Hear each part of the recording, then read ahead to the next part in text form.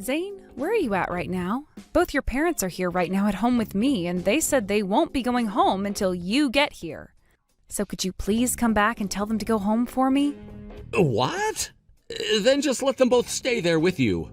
Not gonna happen. Those two are far too much for me to deal with for more than a few hours.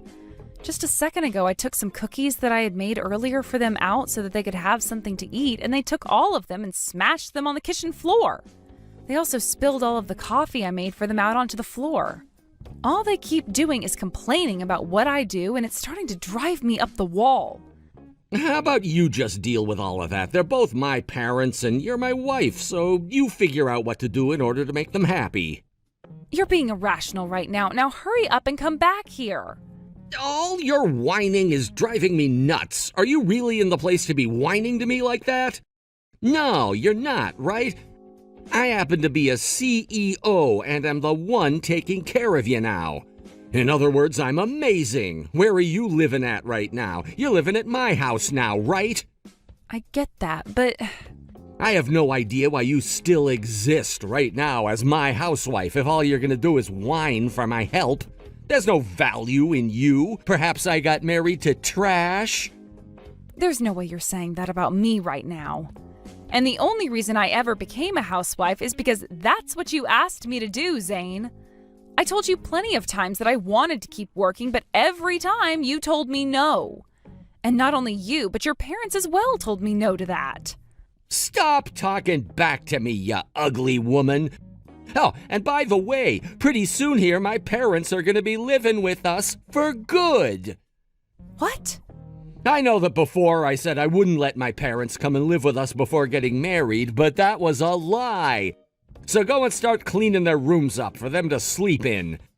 And if you can't do that for me soon, I'm not forgiving you. Having the trash go around cleaning up trash is such a hilarious thing to do.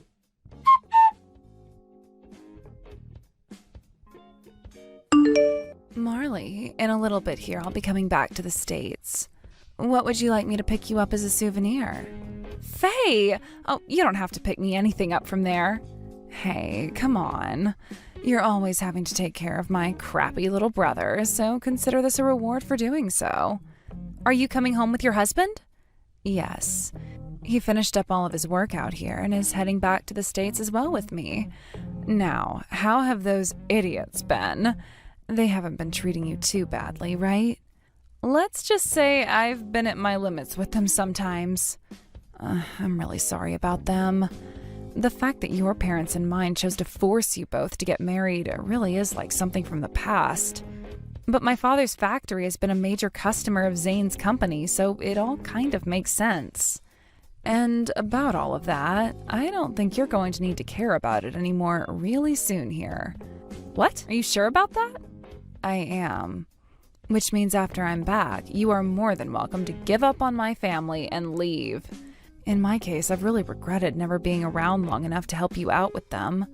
That's why this time, once I'm back home, I ask that you use me however you need to. All right? Thank you so much for your help. Then, I guess I will use you for some things.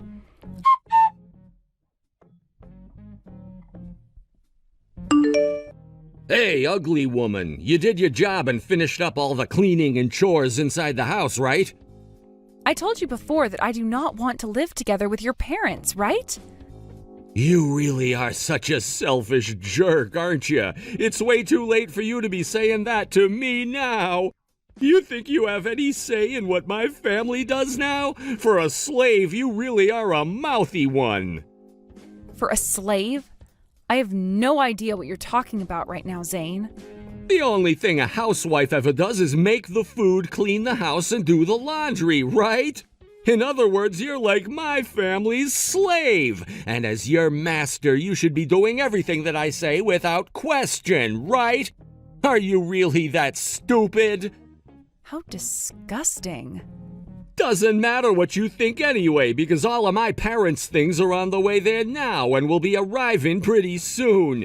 This time, I'm gonna forgive you for being such a rude dog. I really am such a kind man, aren't I?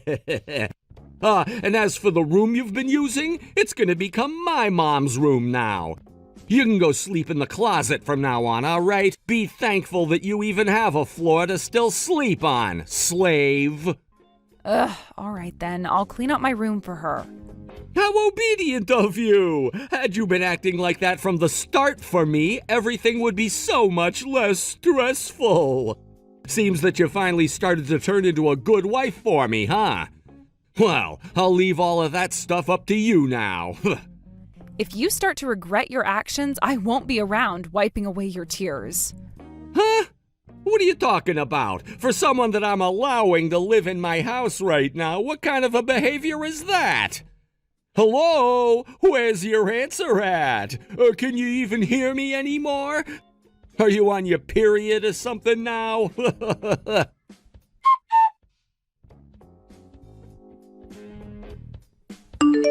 Hey, you freaking bitch! Where the hell are you right now? Hey! Answer your damn phone right now, bitch! You went and said something to my older sister, didn't you? And that's why things have turned into this freaking mess now. When you get back here, I'll make you rethink ever talking to her. I'll be slapping the hell out of you until you can no longer see out of your eyes. I'm going to perceive what you just said to me as a threat, okay? As my slave, what the hell do you think you're doing right now? You explain everything to me this instant. Wouldn't it be faster for you to ask your older sister about what's happened? I'm sure that she'd love to talk to you. After all, it was her that had you all moved out of there. About her? When I married you, you were already living in that house. However, I never knew that the place wasn't yours and that you were tasked with just taking care of it while someone else has been away. And that someone happens to be Faye, right? Because that house you and I had been in is hers. You had just been borrowing it from her, right? So when she decided that it was time to have her house demolished, the only choice you have now is to leave her house. Why are you talking about all of that now? I knew what she was saying to me was because of you. I don't have any clue what you're talking about. That house happens to be Faye's, and when it comes to what she wants to do with it, that is up to her, right? You started out by acting all arrogant by saying that house was yours and has always been yours when I was around. But in reality, even though you're the CEO of your own company, you can't afford to buy your own house. That's because a house as large and as modern as this one is. And even though I'm a CEO, I'm only in charge of a very small company. There's no way someone like myself would ever be able to buy such a massive house like hers. So you're finally going to open up to me about that? Probably due to all the shame you're feeling now. Huh? Are you in any position to be saying something about someone besides yourself, especially when all you are is a housewife? I've managed to buy my own house before. What?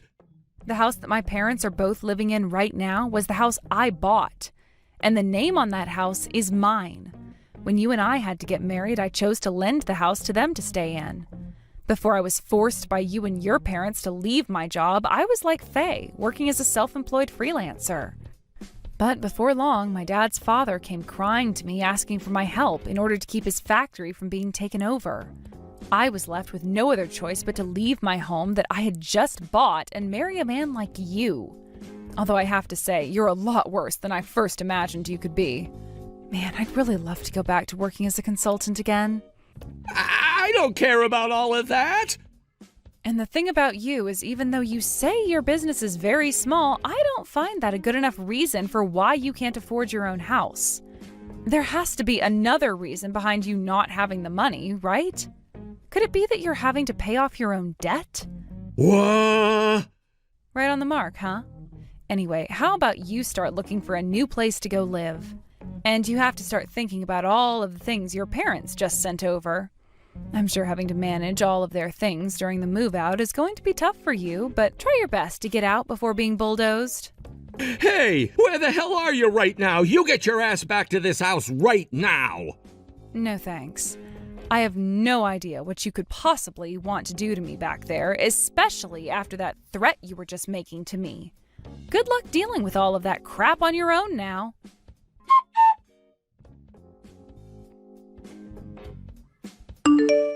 Hey, Faye, do you really want to see Mom, Dad, and I struggle so badly that you take things this far? Are you having fun doing all of this to us? Is this your idea of getting revenge for what happened, huh? What kind of disgusting creep has crawled back to me? Am I really related to something as vulgar as this slug? Scary. Shut the hell up! I'm asking you if you're wanting to make us all go through hell here. You're the ones that chose a path that would lead you all into hell, right? Consider this the three of you getting exactly what was coming for you, all right? Shut your goddamn mouth! Do you think you're smart for doing something like this to me? I happen to be a company CEO, all right? I got this company from Uncle Stan and have become an amazing CEO. You were not given that company. It was passed on to you after Uncle Stan passed away and there was nobody else wanting to take it. Well, I shouldn't say nobody, as some of the company's employees wanted to. However, someone had another idea. Someone decided it would be better to threaten those employees in order to get that position. Then, that's when you heard about a customer the company had been involved with and how it was one of the major factories in town, right? And you were trying to take it away from the family who owned it, right? How dare you talk to me like you know anything when all you did was leave the house right after graduating high school? Does that have anything to do with what I'm talking about? Anything at all? If you think you can catch me off guard by changing to a topic like that, then you're hopeless. Excuse me? I am not hopeless. Now you stop playing around with me right now and listen to what I have to say. No thanks. Back to what I was saying. Do you not feel bad at all for what you've done and said to Marley? Due to your crappy character, the moment you would ever make a girlfriend, they would leave you or ghost you, knowing damn well you were no good. So in order to get yourself a woman that you could marry, you went to that family who owned that factory and made a deal with them that would save their factory and allow you to take their daughter, right? That was one of my best strategies right there. Excuse me? What you've done is pathetic on so many levels. And the fact that your parents were okay with that makes them complete dog crap. And because you were afraid of what I'd have to say about you doing that, you all blocked me while I was overseas, right? Absolute filth, all three of you assholes are. I hear that both of Marley's parents feel guilty now for what they'd done to her, and I don't blame them. After what they put her through, I wouldn't be surprised if she left them for dead. I mean, she just had to go through hell with you and your parents, all because you are less than human, and seem to think you can do whatever you want with women. But that's no longer going to happen now that she's free from your grasp. And I'm here now to finish you off. What? What the hell do you mean by that? I've learned that the factory that both of Marley's parents run no longer needs to maintain a contract with your company anymore. What? I had been looking for a long time, trying to find if there were other companies out there that would be willing to work with their factory, and I finally found some. It turns out the products that Marley's parents' factory creates are very much needed by other companies. They all happen to be very large companies, especially the first one I found, and would be far better groups to work with than your small little business. Just a few weeks ago, they started their first line of products for that main company, and it turns out that the company loved what they produced for them, and now a contract has been made. So in terms of your company, a business is no longer needed. What? Huh? So if you were going to try and threaten ending that contract, it's no use now. Marley's parents no longer need you.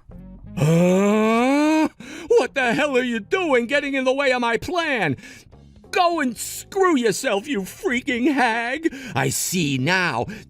That's what allowed for Marley to get the confidence to just leave me like she did. You've really gone and done the most useless thing now to me. Thank you so much for the praise, but I'm not at all happy about it. At least Marley no longer needs to put up with your guys' crap, and we don't need to worry about whatever the hell you three go through. Because that's what you all frickin' deserve. Crap! But before you've delved completely into hell, you probably won't be the CEO of that company anymore. What? Well, what are you talking about? Well, ever since you took charge of that company, plenty have noticed how little you guys are beating your margins by. And soon, all of your company's shareholders will no longer enjoy having you as the CEO of the company.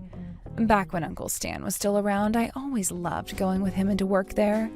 And sometimes he'd take me to his shareholder meetings where I'd get to learn about all kinds of stuff from them. And what I learned most of all is that when the shareholders are upset, they go for the CEO first. I heard that at their last meeting talking about you and the company, they decided on having you removed from your position. Huh? What are you talking about right now? How wonderful, right? Both Mom and Dad wanted to stop working, so they both went into retirement earlier than most people. And since I was the only person left around that the shareholders could openly trust, they understood what I explained to them with no questions asked. They no longer want you going into work anymore. So you can stop going there and make Uncle Stan's company look like a joke. You no longer have any allies around you. You're lying! You have to be freaking lying! You're just making up those lies in order to try and scare me off, right? Someone embezzling money from the company has no right whining like that about lying. What? What? After a little bit of investigating, I knew what was going on. When an idiot gets to work doing the illegal, there is usually a large mess left in their wake that's easy to follow. It's because of what you've been up to that you hadn't had any money and had to borrow my place. How awful it must be to be some kind of money-wasting person like yourself. Everything. You know everything about all of the things that I've done. This is why I've always hated your guts ever since we were kids. You're nothing but a nosy bitch. And that's how you've always been able to act like you can look down on me like you're someone special. Good work taking all that time to think of yourself as the victim here. But don't go around saying that to everyone, because someone here has been talking a lot of crap to a poor girl that I know. That poor girl being me, because you've always had both Mom and Dad behind you, always treating me like I'm worthless, right? I guess that's what happens when our parents only ever wanted a boy and couldn't have cared less about what you did and said to me. How unsightly. Now, you figure the rest out on your own, all right? Bye-bye.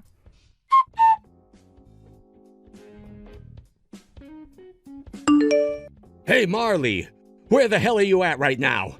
Hey, reply to me right now! You and I are still married, aren't we? Not really, considering I want to get a divorce from you now. And as of right now, I'm working on all of the paperwork so that I can do just that. Huh? What do you think you're doing all of that without my permission? Are you really going to abandon your own husband now? Sure am. There is no point in us being married to one another anymore, so... Why the hell are you acting so distant from me now? Stop trying to act like we're strangers now. But we're about to be, and even now you feel like one to me. I will not allow that. If you go and stab me in the back now too, I will not forgive you. You think I really care what you think of me anymore? I got a call from my parents, all right.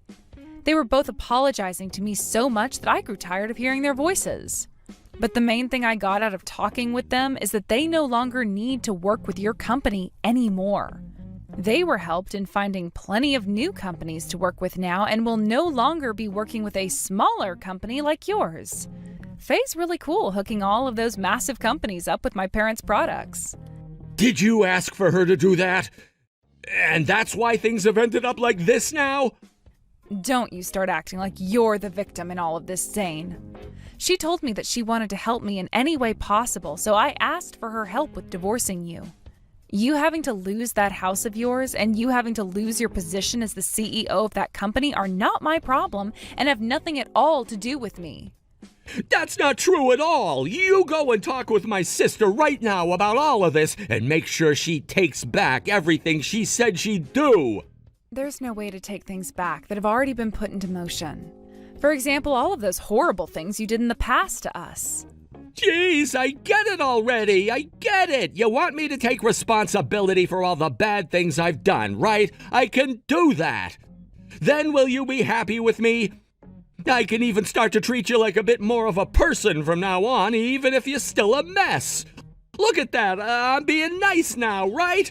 And it's not like either of my parents have ever really hated you any. Please understand that for me. So please, let's go back to being in good spirits with one another. I get that you happen to have a pretty stubborn side to yourself, and from now on I'll forgive you for that and still love you the way I should have been. Huh? Frickin' gross. What? Stop trying to conclude all of this for me without my opinion. I'm not going to try and talk Faye out of what she's doing. And I am most definitely going to get a divorce from you. Having to be a housewife to such a frickin' dick of a husband was so very, very, very bad for my mental state that I almost broke down on hundreds of occasions. And I'm not going to allow you to divorce me. Stop trying to take over our marriage like that. You are my wife of all people.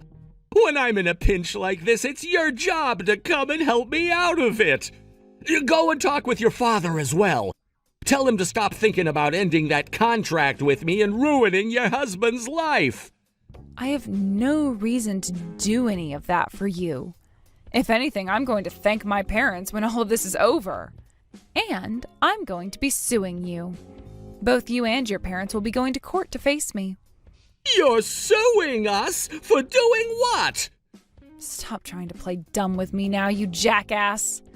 Every single day, the three of you would harass me and would call me a slave while also treating me like one.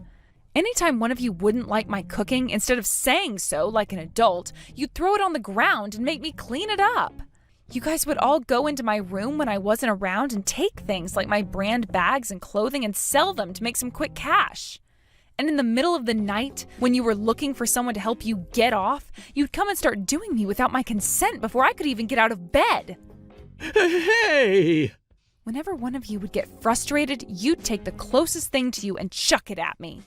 And the last time that happened, your bitch of a mom took her coffee and threw it at my face with freshly poured coffee in it that burnt my face. Man, oh man. When all of those things would happen, I just wanted to go to my parents and tell them to throw their whole factory away so I didn't have to suffer anymore.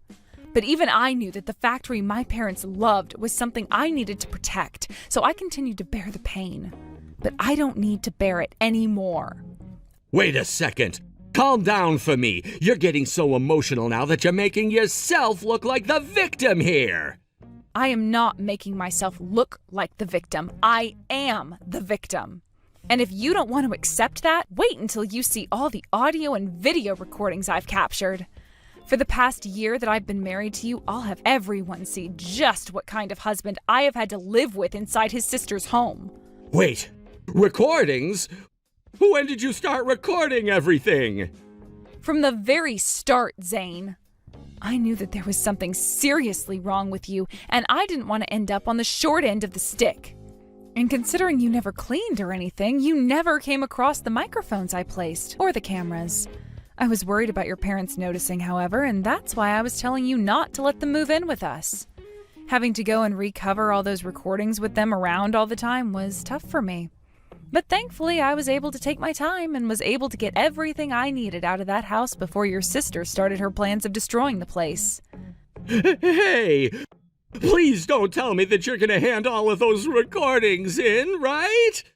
I'm going to, no matter what. I hope you're able to tell just how bad things are going to be for you three now. And of course, I'm filing criminal complaints about you all, so expect the police to take part in the court cases later. Next time we talk face to face, let's make it about the divorce, though, more than anything else, all right? Wait, please. I promise to let you leave me, just as long as you don't turn any of those recordings in. If you end up doing that to me, then my life as a whole is going to be ruined. I'll lose the ability to go anywhere with my life. These are all the things you willingly did to me, so sucks to suck. I'm so sorry, Marley. I'm so very sorry for what I've done.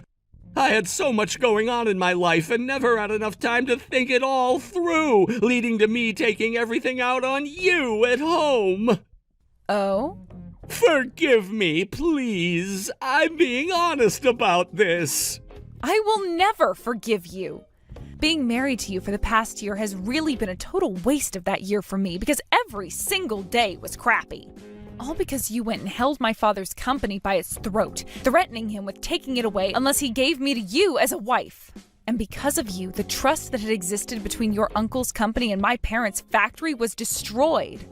What you did to everyone is going to stick around in everyone's minds for a very long time. And it will never, ever be forgiven by me. Come on now, Marley! It's a fact that I really did fall in love with you at first sight. I really loved you as my wife and have never wanted you to go. I love you, Marley. Please trust me. If that's actually the truth, you've only made everything that's happened even more unfathomable and horrendous. How dare you! I told you to stop acting like the victim, right? I'm going to send you and your parents to hell to regret what you've all done to me for an eternity. It feels so good to be taking care of all this trash as a piece of trash myself. I am laughing my ass off over it.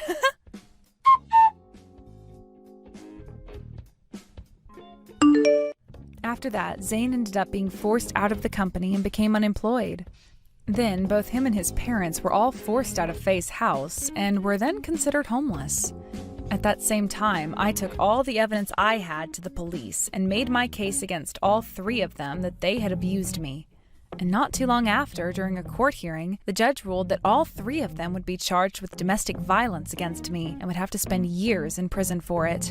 The company that Zane had been the CEO of was also taken over by a new man. And he took action against Zane with the help of the shareholders and sued him for embezzling company money.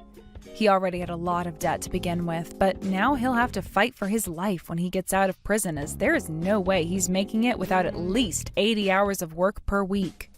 Thank God I got divorced from him when I did, or else all of that would be just as much of a problem for me as it is for him. As for my life after the divorce, I went and took my house back from my parents and then proceeded to cut ties to them.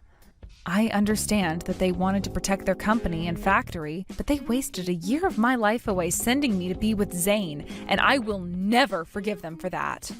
I want to keep a lot of distance from all of those people, my family and Zane's. So I found myself a new job working for Faye, where I get to leave town every couple of weeks to either head across the United States or head overseas. While hoping to find myself a new man that will actually treat me as his equal, I'll be saving up money and enjoying my life of freedom. Nova, that boyfriend of yours is way too simple of a man. The fact that you're going out with a man like that just goes to show you have no idea what you're doing. Luckily, I was able to come in and help you guys out. Jen, I seriously can't believe you right now. Why did you come and kiss Fred like that? You know that Fred and I have been dating for a little while now, right? That's why I'm saying it's best that someone like you give up on him. I get that I'm a really cute woman and all, but didn't you just see your boyfriend falling for me just then? You're the one that's behind all of this, not him. Stop making things out to be more crazy when they're not.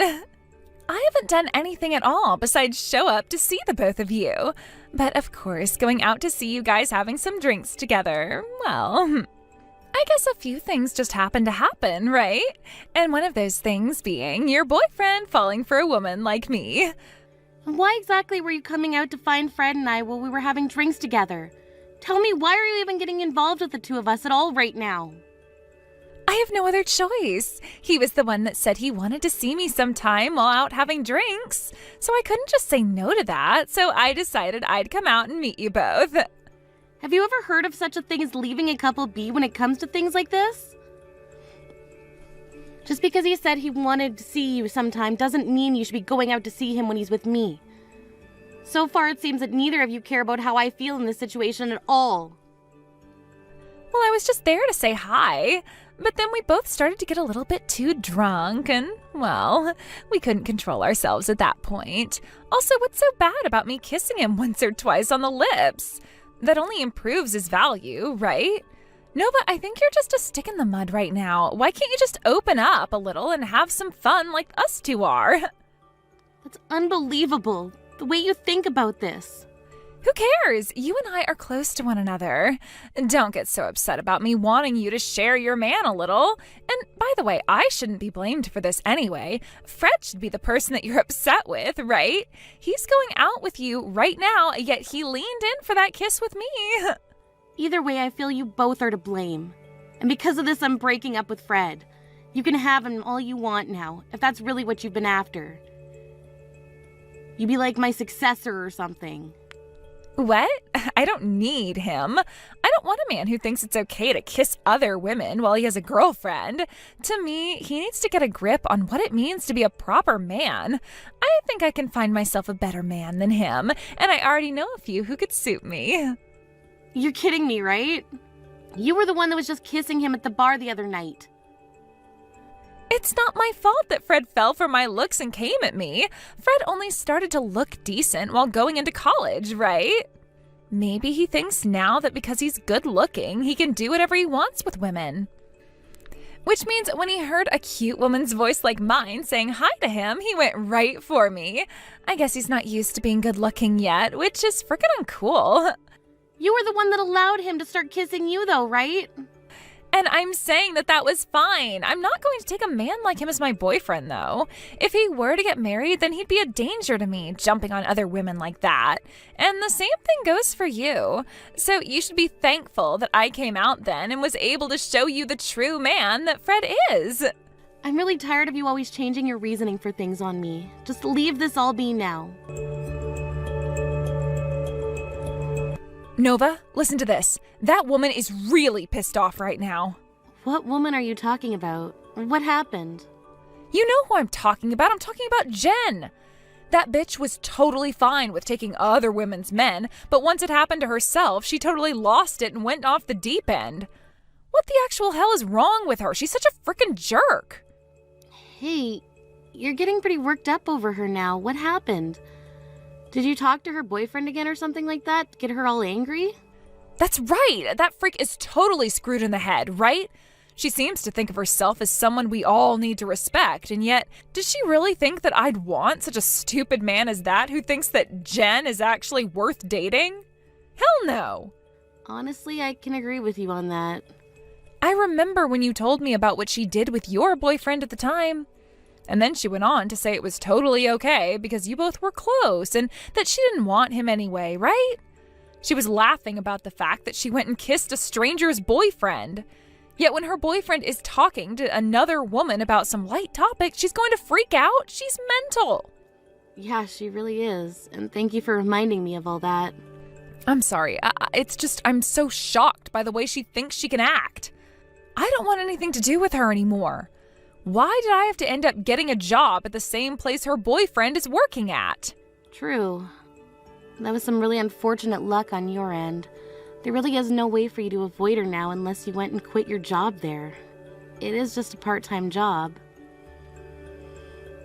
And to make things worse, she's trying to get back at me now for what happened. She sends me all sorts of pictures and videos of her and her boyfriend making out to try and get me all jealous. I'm actually going to vomit after seeing all of them.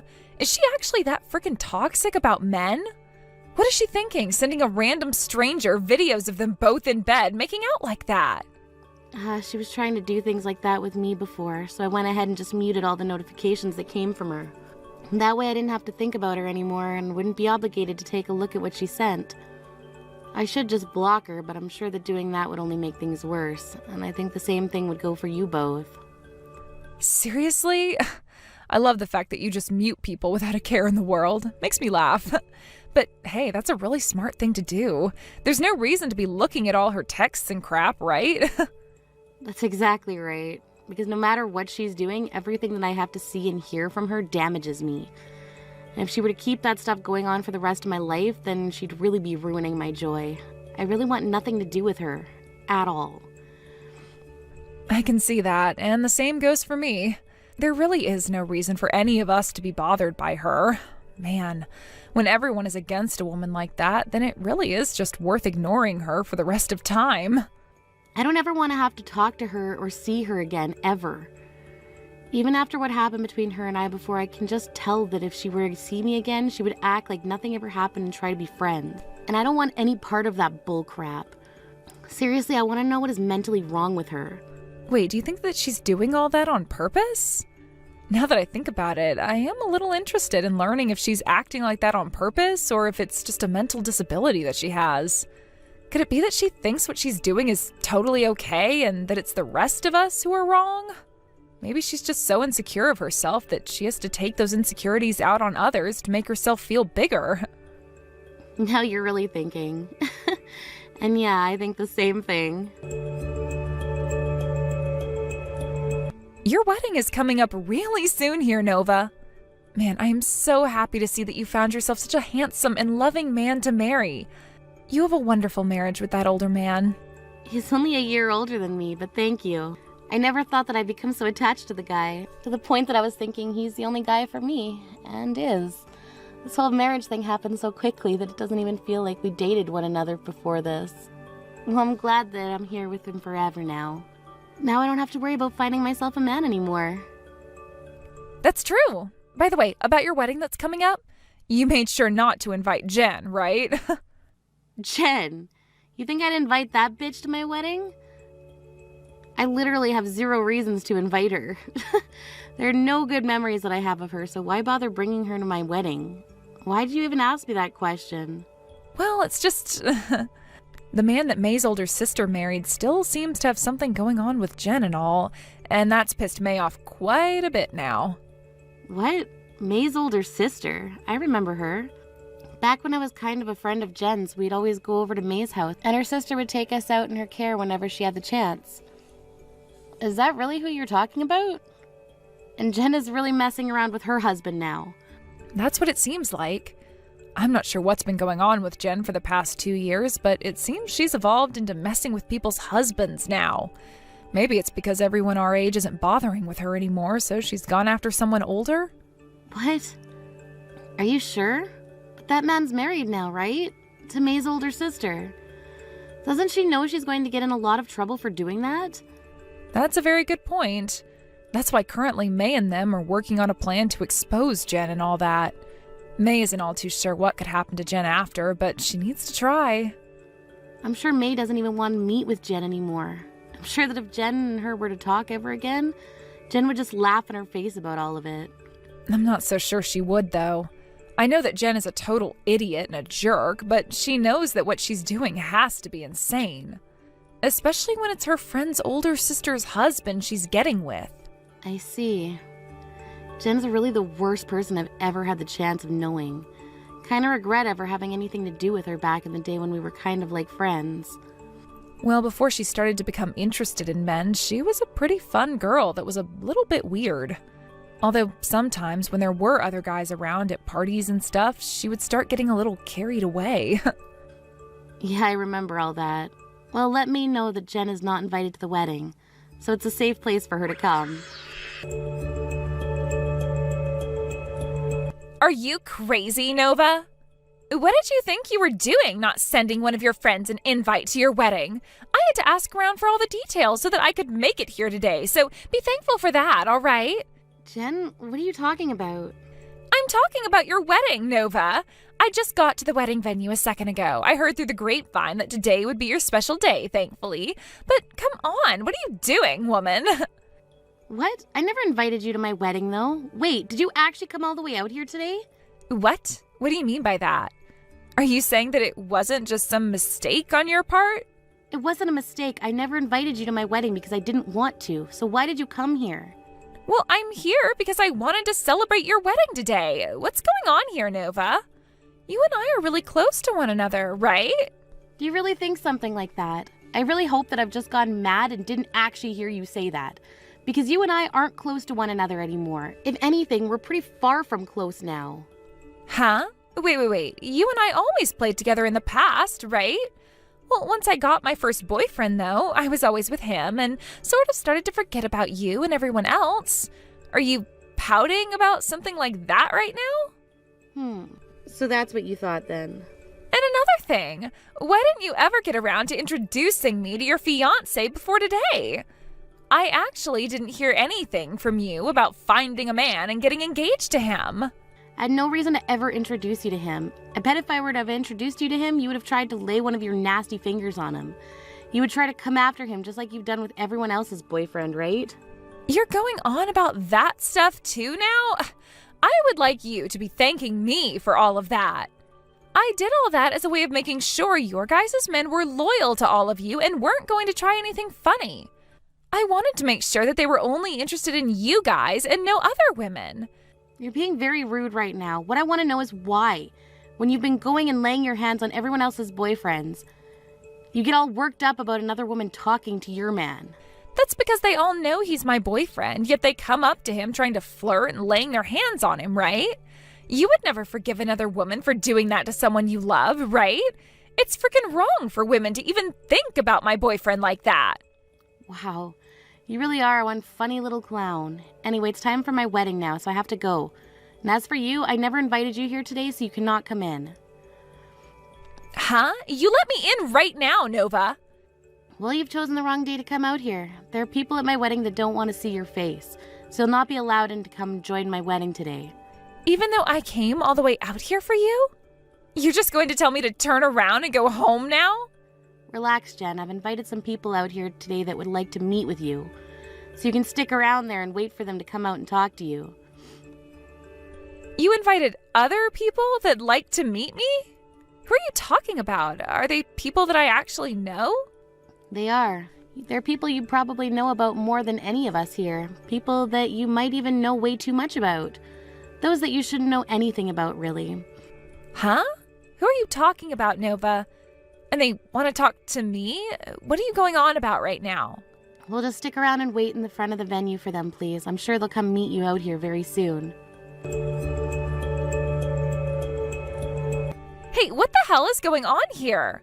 Why did May's older sister and her husband come out to meet with me? Because of you, I just had to get an earful from the both of them. Because of me, huh? I never did anything today. Today is my wedding day and I've been completely focused on that since I've put so much time and money into it. However, once you told me you'd come here, I knew you were up to no good. So how about you shut up now and take responsibility for your terrible actions?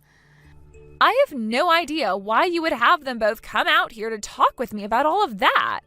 May's older sister is furious with me right now. Yeah, I'm sure she is right now. That just goes to show you went and did something so bad that you'd get her all riled up like that. By the way, are you beginning to worry a little? What happened to that calm and composed Jen I'm so used to having to listen to? Shut the hell up. That guy was a married man. Because of that, I'm being asked to pay May's sister a settlement. Oh, is that right? Well, that's just too bad. But completely understandable, right? After all, you went and hurt somebody really badly. And as far as I'm aware, hurting someone is a crime when it's done on purpose. But it's his fault for coming on to me like that and asking me to come to him. So why am I the only one being asked to pay a settlement like that now? That's because you're not married right now, correct? I'm sure if you were also married, May's sister would also feel a little bit different about things. And your husband would have wanted to make May's husband pay a settlement as well. But you're not married to anyone, so the only person that's going to have to pay up right now is you. If May's sister was going to divorce her husband, then perhaps she'd ask the both of you for a settlement, but who knows right now. Now you're going to have to pay up for what you've done since you went and hurt that couple. Why are you not siding with me right now about all of this? You and I are friends, right? Right? Right now it feels like you're stabbing me in the back, which is so horrible of you. Stabbing you in the back? I'm pretty sure it's been you stabbing everyone else in the back. How much longer are you going to try and act like a hero, you bitch? Don't freaking tell me you've forgotten about the whole incident where you went and laid your hands on my ex and forced us to break up. Tell me right now who the backstabber was, then, asshole. I totally forgot about what happened back then. And back then it was your boyfriend who had come on to me at that bar. Why am I being blamed for what happened back then? Him and I broke up completely after that. And then I went and cut ties to the both of you. From all the experience I've ever had with you and from all the stories I've ever heard from everyone else, whenever you're around, you bring everyone else pain. That's how much of a jerk you are. And this time you went for someone's older sister's husband? Was laying your hands on all your friends' boyfriends not enough for you or something? There has to be a limit to just how rotten and screwed up your ways of thinking really are. But once I spoke to them just a little bit, they came right to me and called me cute and sexy, which made me feel so happy. I thought it was always so nice getting all those compliments from them. That's the problem right there, isn't it? It's already pretty messed up of you to make moves on people's boyfriends just so they'll give you attention. But now you've gone and really done it by making a move on someone else's husband. I know I was saying that May's sister wouldn't be getting a settlement from her husband, but I'm not too sure about that. Because they look like they want a divorce now. If the divorce happens, are you going to be marrying her ex-husband then? Of course not. I don't want to have someone's leftovers. I only wanted to put my hands on him because he was another woman's man. I see. Well, I have nothing to do with all of that now, so who cares what you really are thinking? And what you plan to do next? You do have something to do with all of this, though. Your best friend is in huge trouble right now and needs your help, right? This is all because of your frickin' wedding. Do something about this right now. Go and calm that whiny woman down for me. I told you already, you're not my best friend. You're not even a friend to me. What else do you want me to do to explain that to you here?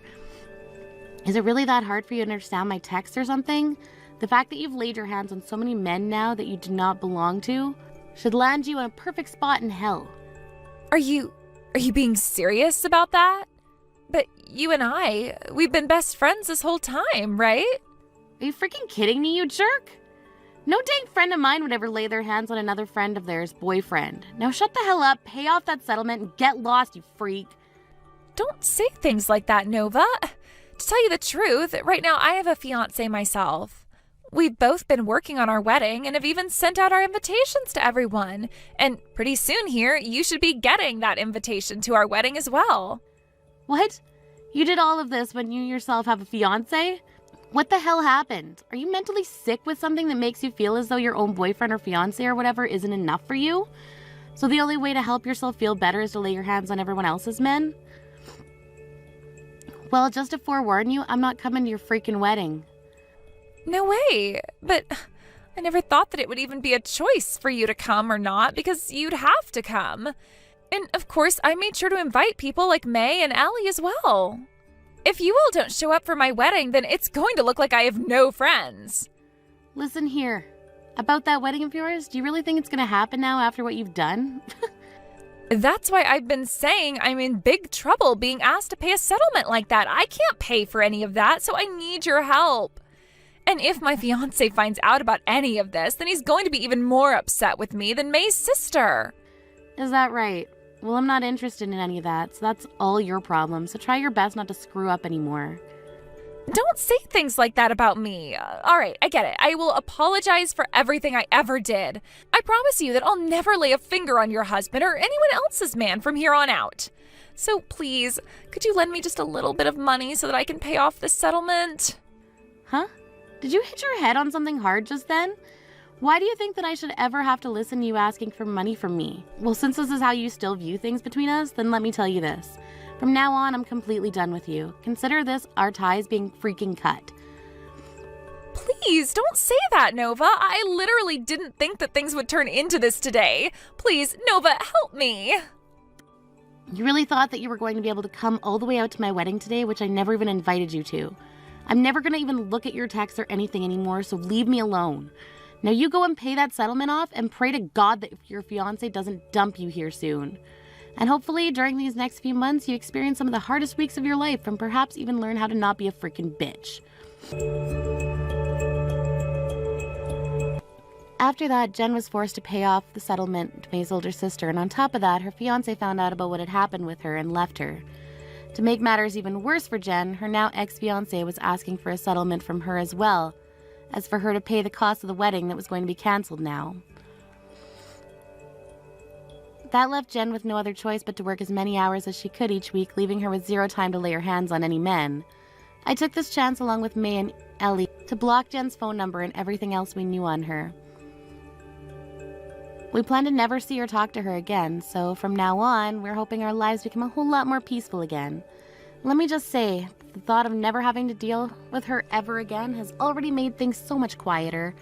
Jen was left realizing that she didn't have any friends left and started to think again and again about doing all of those things to other women's men as such a bad thing. And as reality started to slowly close in on her, that she was in fact ruining everyone else's life by doing all that, it was far too late for her to accept the hell she now has to live in. And as we all like to say, this is exactly what she gets for being such a rotten woman. Thank you for watching and listening. We hope you enjoyed the video. Don't forget to like this video and subscribe. Also, feel free to leave a comment about what you thought of the story. We look forward to seeing you in the next story. Hey, you old hag! You need to break up with my brother this instant! Hello? Is that you, Sophia? You're obviously Mark's little sister, then. I'm taking good care of Mark, though. I don't care! I'm saying that you need to break up with him, alright? I won't let you both get married. I can't believe that he's going to go through with this marriage to you. I need to wake him up from this nightmare. I don't understand what you're wanting to say, Sophia. Mark and I have already gotten married. What the heck? How is that possible? We're married now, so of course we're not going to break up. That makes you my new sister-in-law. I hope that we can get along from now on as sisters. Why would my brother choose you to marry? I don't get it. You're just a misunderstood, ugly piece of crap that's wanting his money. That's such a crude thing to say, don't you think? Did you forget how to be polite with other people or something? You're after his money, right? My brother works for a really good company and he excels at his job. Aren't you just wanting his money for your own future success because it's a sure thing? Well, thank you for telling me more about the company he works for. I'm in no way after my husband's money, so please don't worry. I don't believe a word of that. With the pompous attitude that you have, what else would you possibly say? I am totally against this marriage, so you need to break up. How much influence do you think you have in the decisions we make? We've already gotten married, and the ceremony itself will be in the weekend.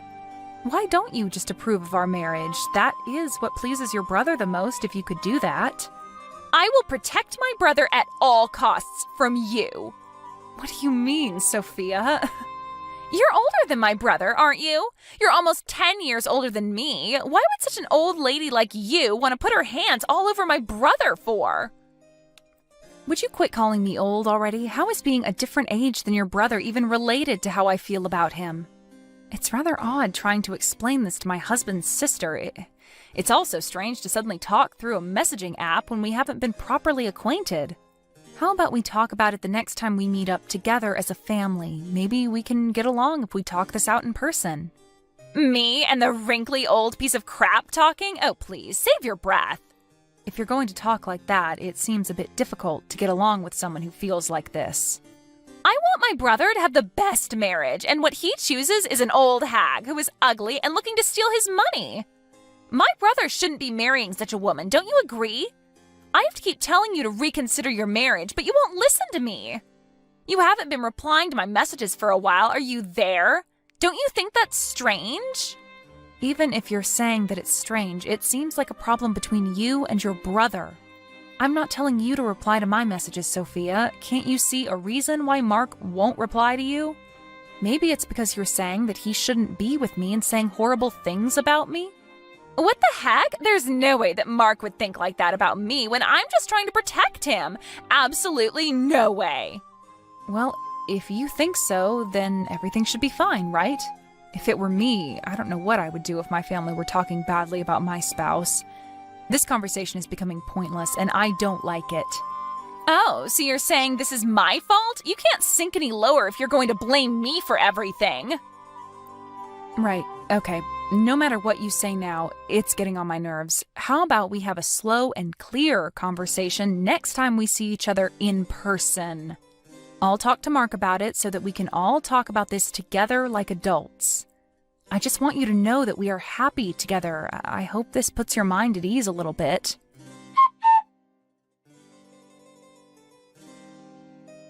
Hi, sweetie. So Sophia messaged me. She told me that she hadn't contacted you at all, but didn't you talk to her? Yeah, I did. I got a load of messages from her. It's all these messages about how we shouldn't get married and to stop seeing each other and that sort of thing. I don't understand why she's sending me these types of messages. So I just didn't reply to her. Oh, as I suspected. That sounds about right. It seems that she hates me. She always used to follow me around.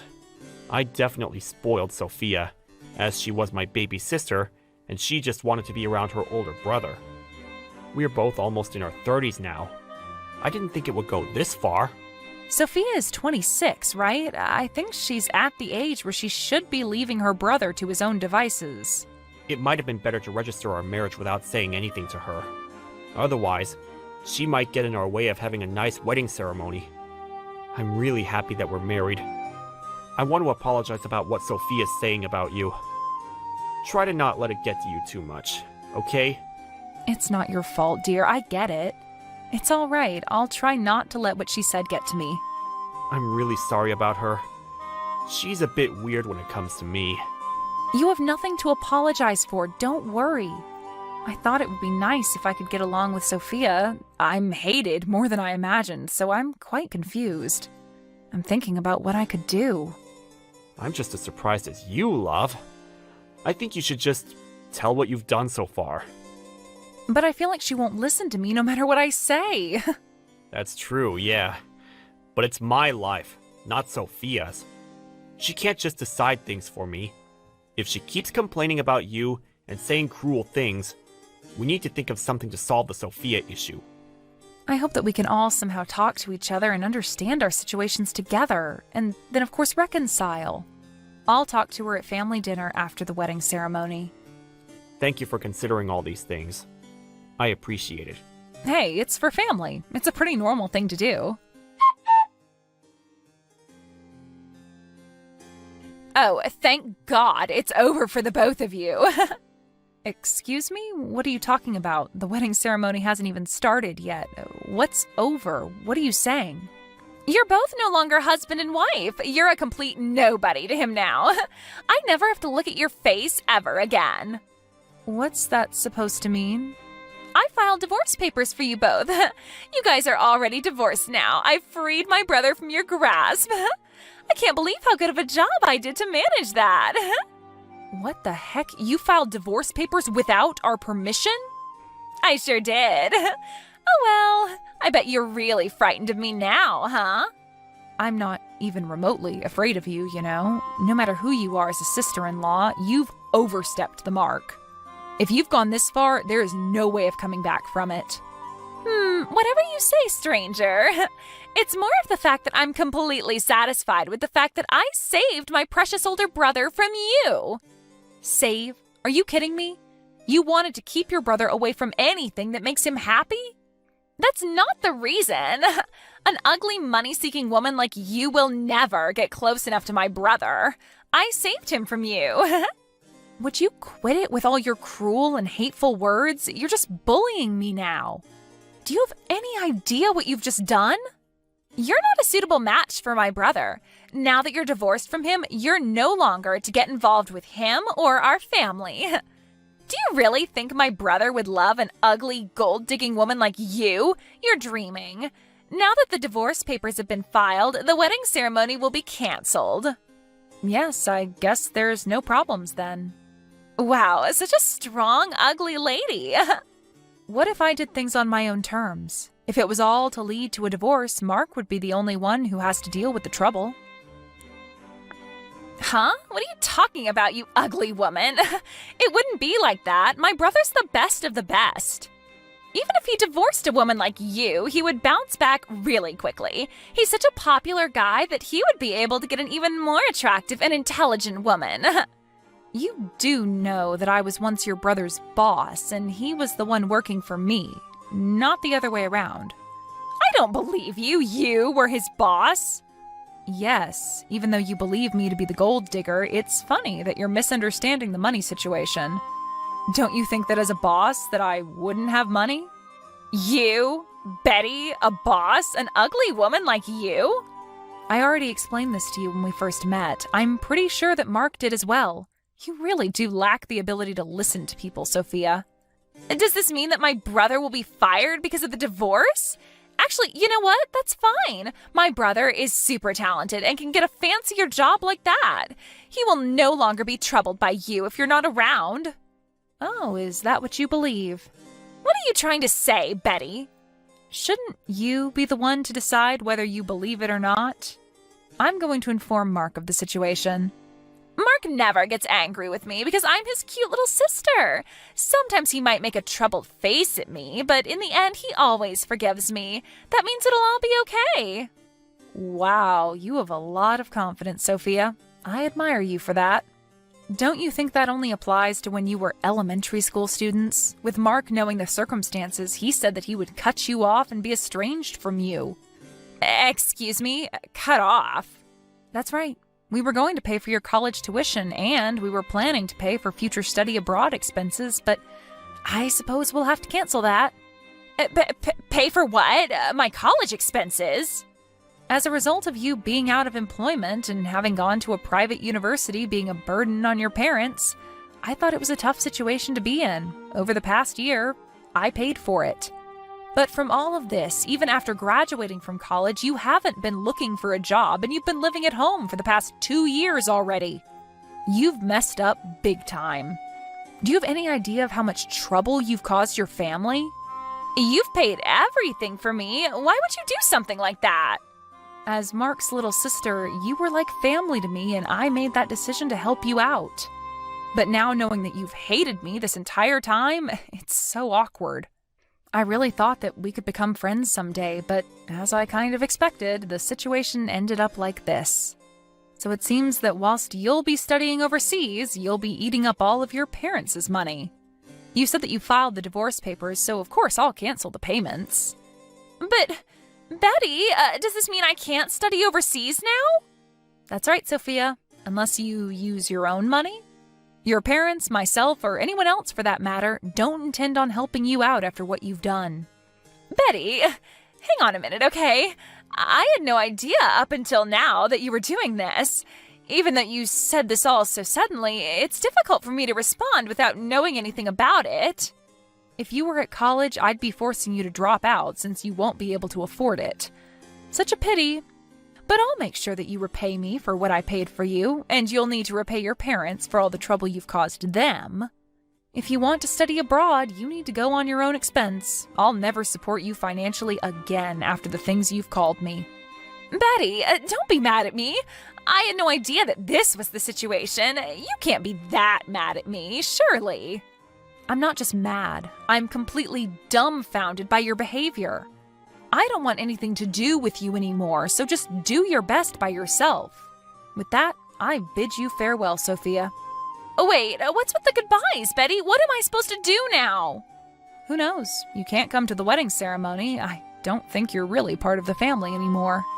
Huh? You're still going to have a wedding ceremony? How? Today's Saturday, and I heard that the courthouse has a temporary window reception open, right? So I went there to confirm if divorce papers were filed in my name, and they were, so I canceled them, and now they're invalid.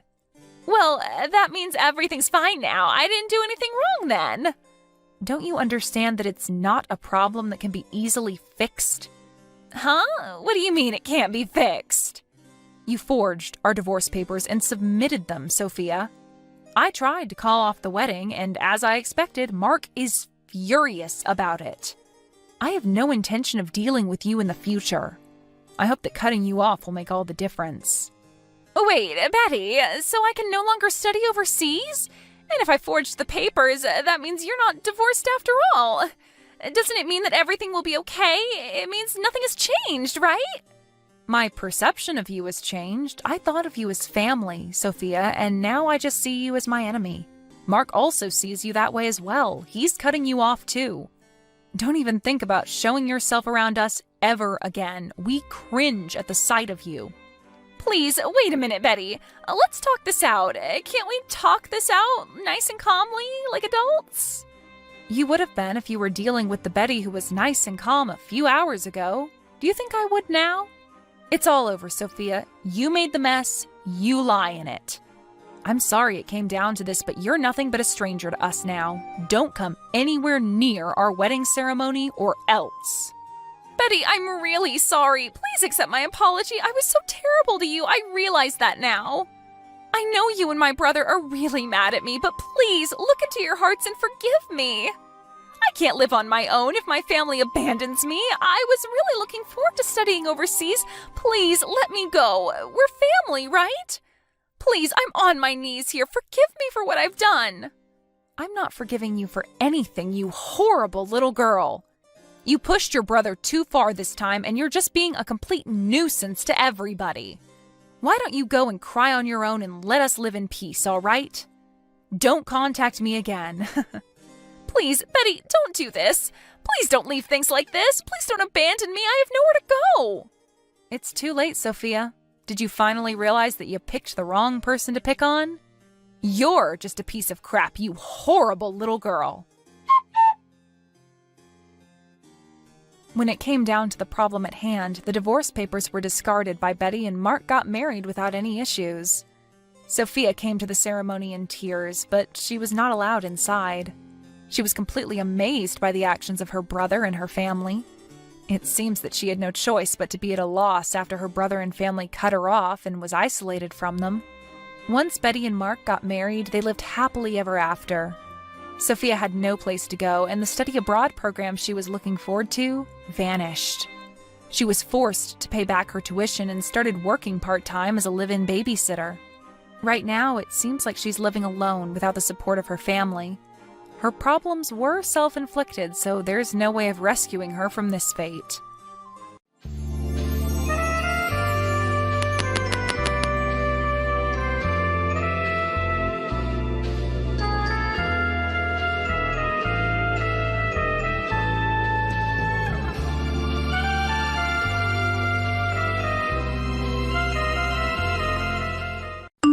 Hey, Melissa, are you okay? It looks like Jack's been bothering you all evening.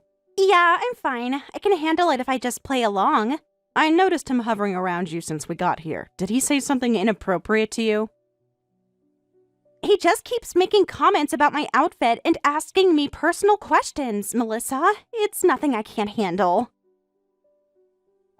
That's exactly how his harassment pattern starts. First, innocent comments, then it escalates. Really? I thought he was just being over-friendly. Trust me, I've been dealing with him for 2 years. His behavior is completely out of line. That's textbook harassment. I agree, but I don't want to make waves. He's not directly hurting me or anything. You shouldn't have to handle inappropriate behavior at work. This isn't part of your job description. I know, but I've only been here 3 months. I'm still trying to establish myself. Not directly hurting is still hurting. This needs to be addressed before it gets worse. He's nice to employees he likes, but harsh to those he doesn't. Yes. You can see how he treats me. I have noticed he's particularly cold to you. What happened between you two? I rejected his advances at last year's holiday party. He's had it out for me ever since. He tried to sabotage my project last quarter. That's terrible. I had no idea it went that far. That's why you never know when he might turn on you. If you filed a complaint, management might actually do something. Just me alone isn't enough. Has no one else complained about him within the company? People are just afraid to speak up and stand up for themselves. He's got connections in upper management. Jack is really charming, though. Upper management seems to like him a lot. That's why I don't want to rock the boat. I don't want to become a target or be disliked by management. No offense to you, Victoria. None taken. I've made enemies by standing up to him, but at least people in our department know Jack's the problem. They just can't speak up. Do they really support you? Everyone seems so neutral about the whole thing. They do it in private. Sarah from accounting told me Jack tried similar things with her. Victoria, Mark in IT has witnessed his behavior too, but they're both afraid. I'm so sorry. I'm just being a coward.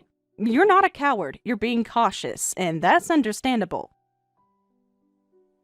I should be braver. It's just, I can't afford any more career setbacks. Don't apologize. You're the victim here. You have nothing to apologize for. Jack is the one who's wrong. I just want to know one thing. Do you want this situation to improve? Of course I do, but I'm worried the same thing will happen like at my last job. Your last job? What happened there? I I was working as a systems engineer, developing and managing internal systems. I discovered evidence of fraud committed by an employee. I reported it to management, but apparently the employee was related to the CEO.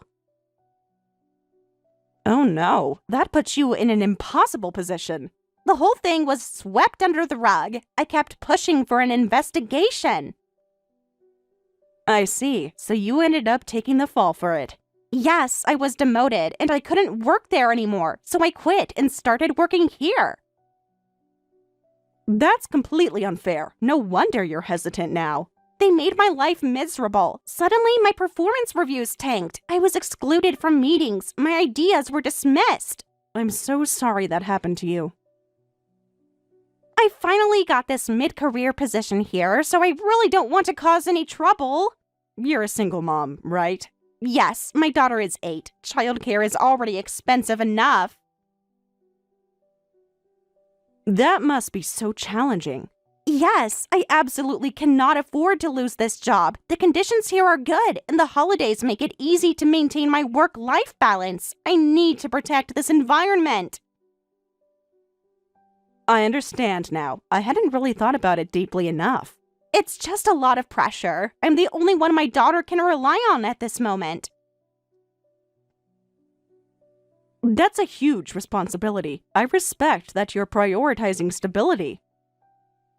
No, I think you're admirable, Victoria. Everyone supports you, even if they don't say it out loud. But I feel like a hypocrite, not doing anything myself, but silently cheering you on. It's okay. I understand how you feel, and everyone has their own family situations to consider. Let's just enjoy the barbecue for now. I'll engage with Jack myself, so he'll leave you alone. Are you sure? I don't want to make things worse for you. I can handle Jack. I've been doing it for years now. Besides, he's already targeting me anyway. Thank you. I really appreciate it. Maybe someday I'll be brave enough to stand with you. Just knowing I'm not crazy helps more than you know, and if things get worse, we'll figure it out together. I'll document everything from now on, just in case. That's a smart approach, and I'm here if you need to talk. Thanks, I really appreciate it. I don't ever slow up, no I don't take shit. I got no love for the fakeness. If you wanna play tough and wanna hate this, I'll always show up. I don't ever slow up, no I don't take shit. I got no love for the fakeness. If you wanna play tough and wanna hate this, I'll always show up and make a statement. I don't ever slow up, no I don't take shit. I got no love for the fakeness. If you wanna play tough and wanna hate this, I'll always show up and make a statement. Everything I do so instinctive and so passionate. Every word I move so descriptive like an adjective. I got a vendetta against people who patented being negative when you should be getting after it. I got facts over tracks, this and that. Spitting slow, spitting fast. I could roast, I could gas. Think I'm okay at last, but I don't know if that can erase all the past. And the pettiness, a reflection of the emptiness. Hilarious, you think you're worth my time, you're delirious. Mysterious, because you hide behind a fake exterior. Inferior, you know I'll always be a bit superior. Get off of me, this ain't no humble brag. I want you to hear words, you can say them back. I want you to feel free from the chains at last, and to believe in what you got, it was built to last, yeah. Now that I've been put through hell, I never got anyone's help. I had to do it all myself. I don't ever slow up, no I don't take shit. I got no love for the fakeness. If you wanna play tough and wanna hate this, I'll always show up and make a statement. I don't ever slow up, no I don't take shit. I got no love for the fakeness. If you wanna play tough and wanna hate this, I'll always show up and make a statement. Gonna learn the consequence of being incompetent. Mental health is confidence, dreams into modestness. I'm not here to save the day, that's for you to take away. I could play a million mind games, but instead I say something not illogical, something that is topical. Rub it on and watch it go, make yourself unstoppable. Dreams are irresponsible, but they're always possible. If you just believe, you could be so remarkable. Thoughts in my head, a collage and they spread. I'll be great one day, going off of my meds. No, I'm not giving up, no, I'm not giving in. I will make it to the top, taking off in the wind. I gotta make it, I'm saving every day to taste it. I'm patient, but my mind, it can hardly take it. I'm chasing a dream that I've had for several ages. A vacant, modern kingdom for the taking. Now that I've been put through hell, I never got anyone's help. I had to do it all all myself. I don't ever slow up, no I don't take shit. I got no love for the fakeness. If you wanna play tough and wanna hate this, I'll always show up and make a statement. I don't ever slow up, no I don't take shit. I got no love for the fakeness. If you wanna play tough and wanna hate this, I'll always show up and make a statement. I don't ever slow up, no I don't take shit. I got no love for the fakeness. If you wanna play tough and wanna hate this, I'll always show up.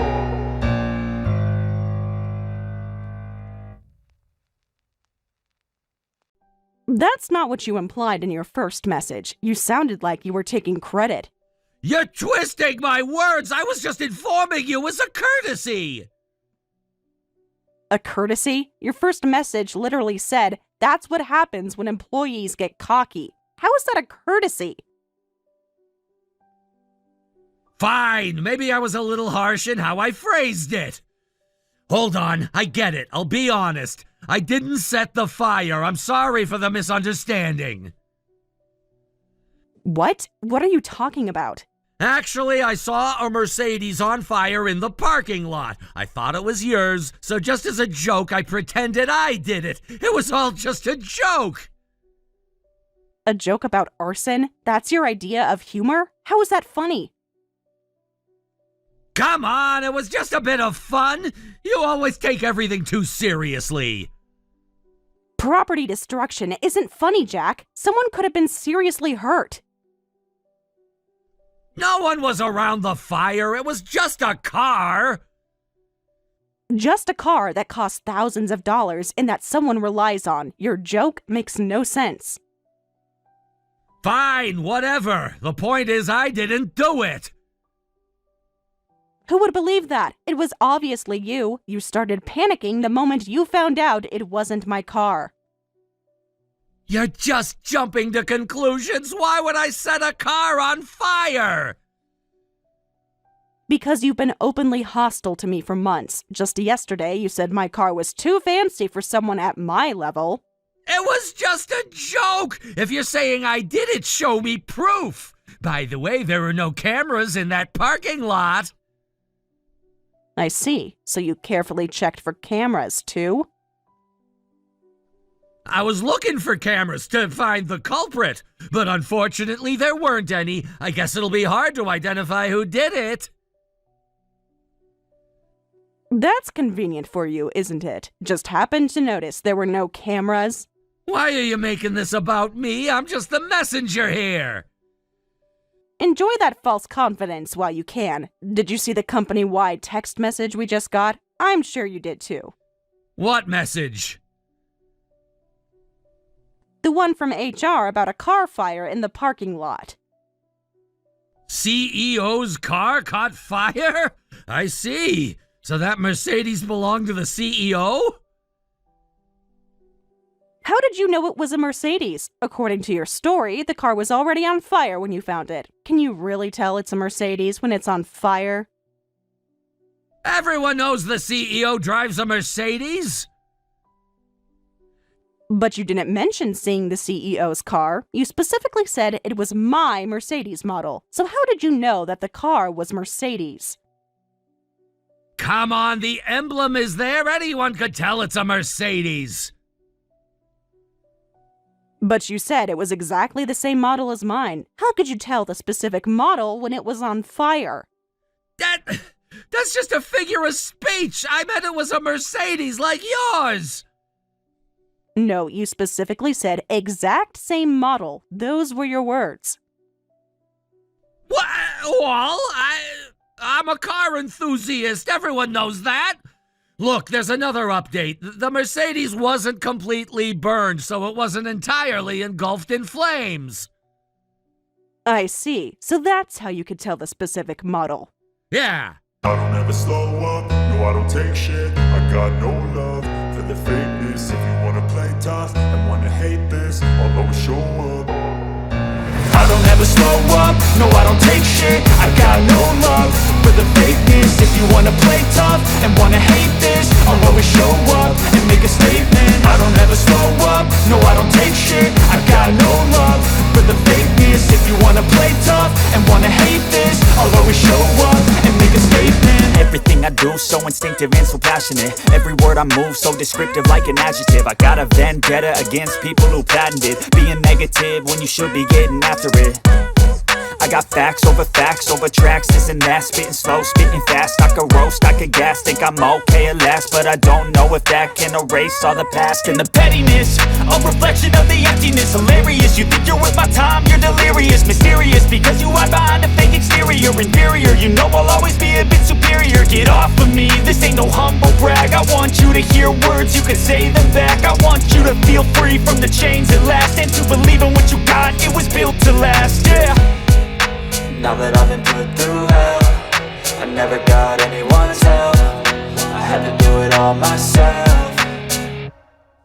I don't ever slow up, no I don't take shit. I got no love for the fakeness. If you wanna play tough and wanna hate this, I'll always show up and make a statement. I don't ever slow up, no I don't take shit. I got no love for the fakeness. If you wanna play tough and wanna hate this, I'll always show up and make a statement. Gonna learn the consequence of being incompetent. Mental health is confidence, dreams and some honestness. I'm not here to save the day, that's for you to take away. I could play a million mind games, but instead I say something not illogical, something that is topical. Rub it on and watch it go, make yourself unstoppable. Dreams are irresponsible, but they're always possible. If you just believe, you could be so remarkable. Thoughts in my head, a collage and they spread. I'll be great one day, going off of my meds. No, I'm not giving up, no, I'm not giving in. I will make it to the top, taking off in the wind. I gotta make it, I'm saving every day to taste it. I'm patient, but my mind, it can hardly take it. I'm chasing a dream that I've had for several ages. A vacant, modern kingdom for the taking.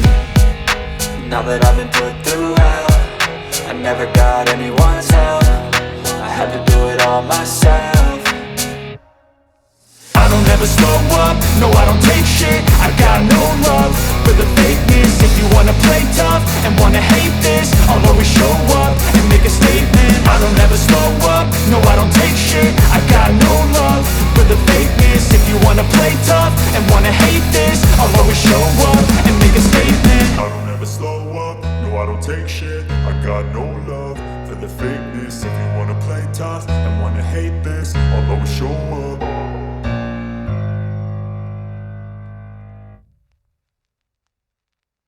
Call the police about this? No, the CEO wanted to handle it internally. They said something about not wanting to waste time. Rich people have such luxury, don't they? They sure do. You're absolutely right about that.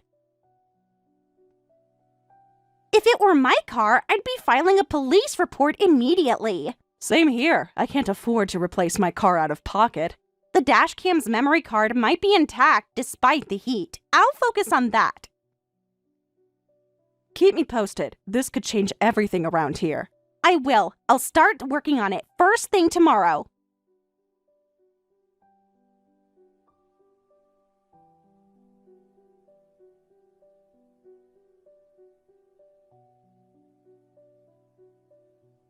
Hey, Melissa, you got a minute? It's about that dashcam thing. Oh, yes. What is it? What about the dashcam?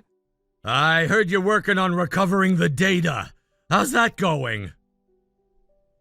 I don't ever slow up, no I don't take shit. I got no love for the fakeness. If you wanna play tough and wanna hate this, I'll always show up. I don't ever slow up, no I don't take shit. I got no love for the fakeness. If you wanna play tough and wanna hate this, I'll always show up and make a statement. I don't ever slow up, no I don't take shit. I got no love for the fakeness. If you wanna play tough and wanna hate this, I'll always show up and make a statement. Everything I do so instinctive and so passionate. Every word I move so descriptive like an adjective. I got a vendetta against people who patented being negative when you should be getting after it.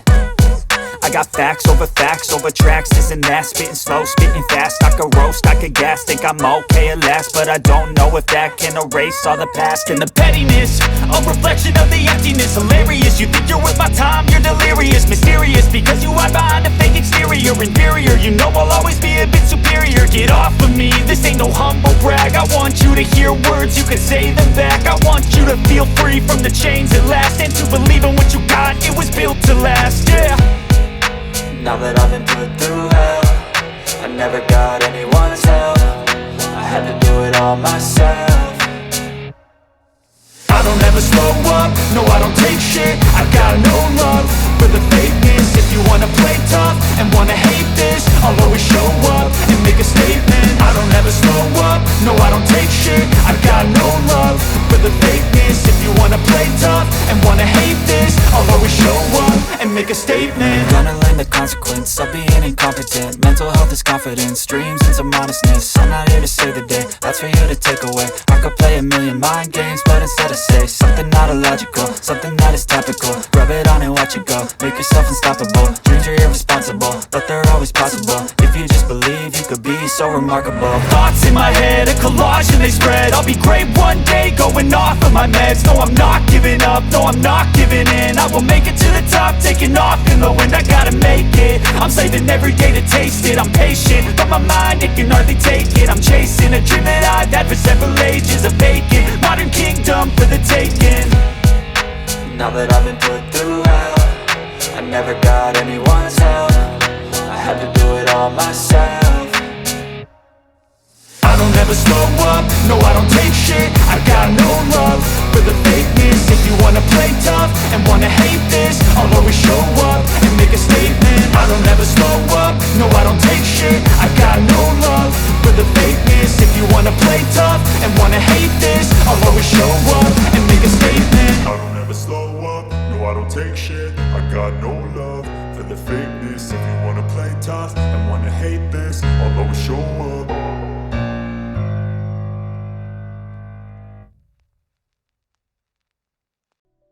Were you trying to destroy evidence? That dash cam? That's what you were looking for, right? What? No way! Why would I do that? It's important evidence that could lead to the culprit and for us to find out who actually did it.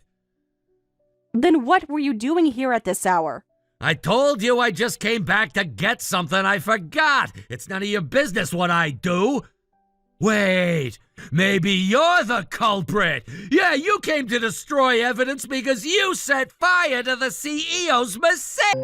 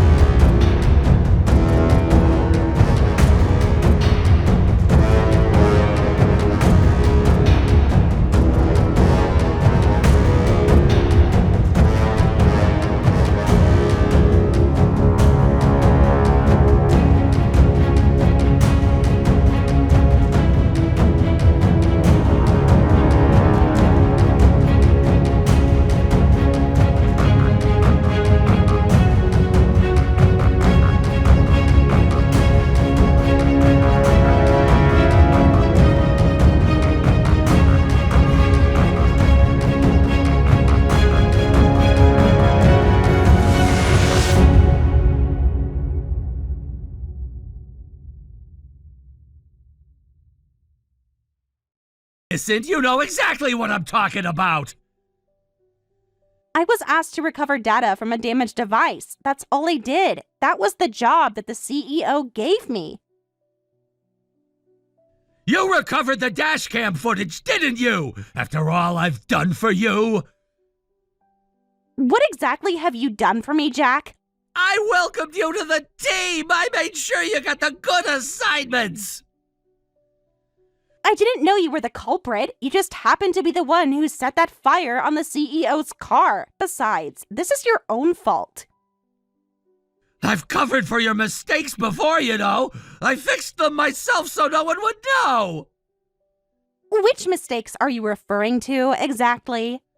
The quarterly report errors, the misplaced client files. I could have reported you, but I didn't. Yes, but I was going to report those mistakes to the department head. You insisted we go to dinner to discuss the issue, and I couldn't refuse. That was me being nice to you. I was trying to help you save face. That's not how it felt from my perspective. You couldn't refuse. What's that supposed to mean? Like I forced you or something? It was forced. You grabbed my arm, and at dinner, you kept hitting on me. You always touched my shoulder at work and called me by my first name. That's just being friendly. Everyone does that. No, Jack, that's harassment, and you know it. Hey, what's with that tone? Don't talk to me like that. It's the tone of someone who's no longer afraid. You should be careful how you speak to me. I still have influence here. Many other female employees have been victimized too. This is clear harassment, and I'm going to sue you. Sue me? For what? Being nice to you? For trying to help your career? For harassment, intimidation, and creating a hostile work environment.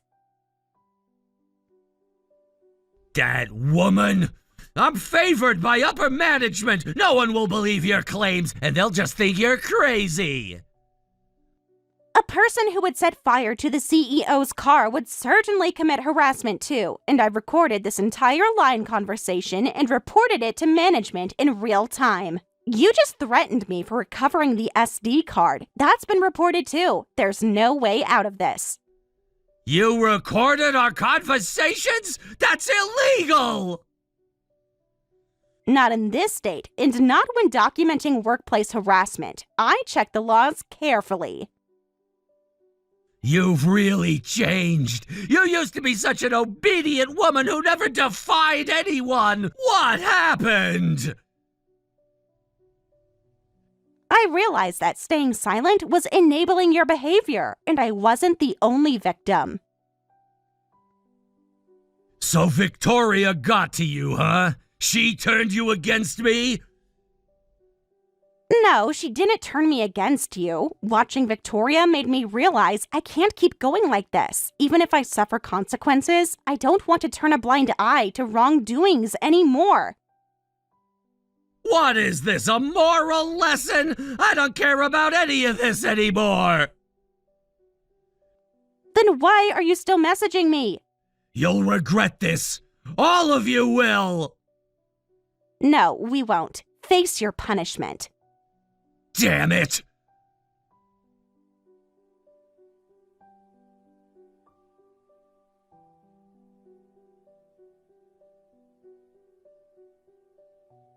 Hey, where did you go? We told you to wait in the office. None of your business. The CEO is looking for you. Where are you? At this rate, my career... No, my life is over. Might as well run. Running will only make things worse. Come back and face this properly.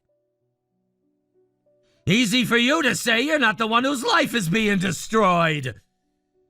Don't try to escape responsibility. It's pointless. You'll just make your crime worse.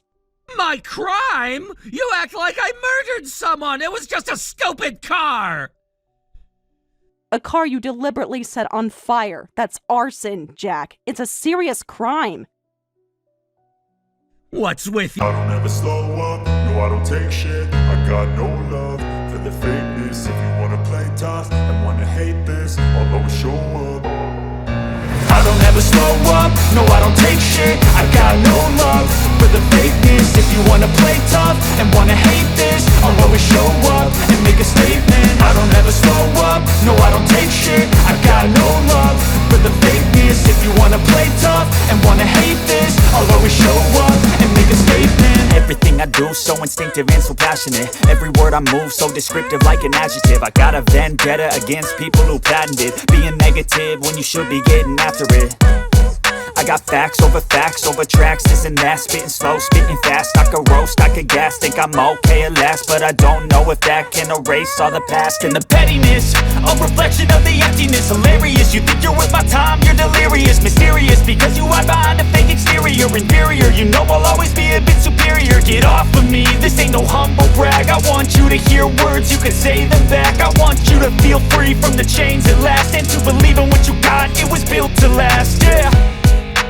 Now that I've been put through hell, I never got anyone's help. I had to do it all myself.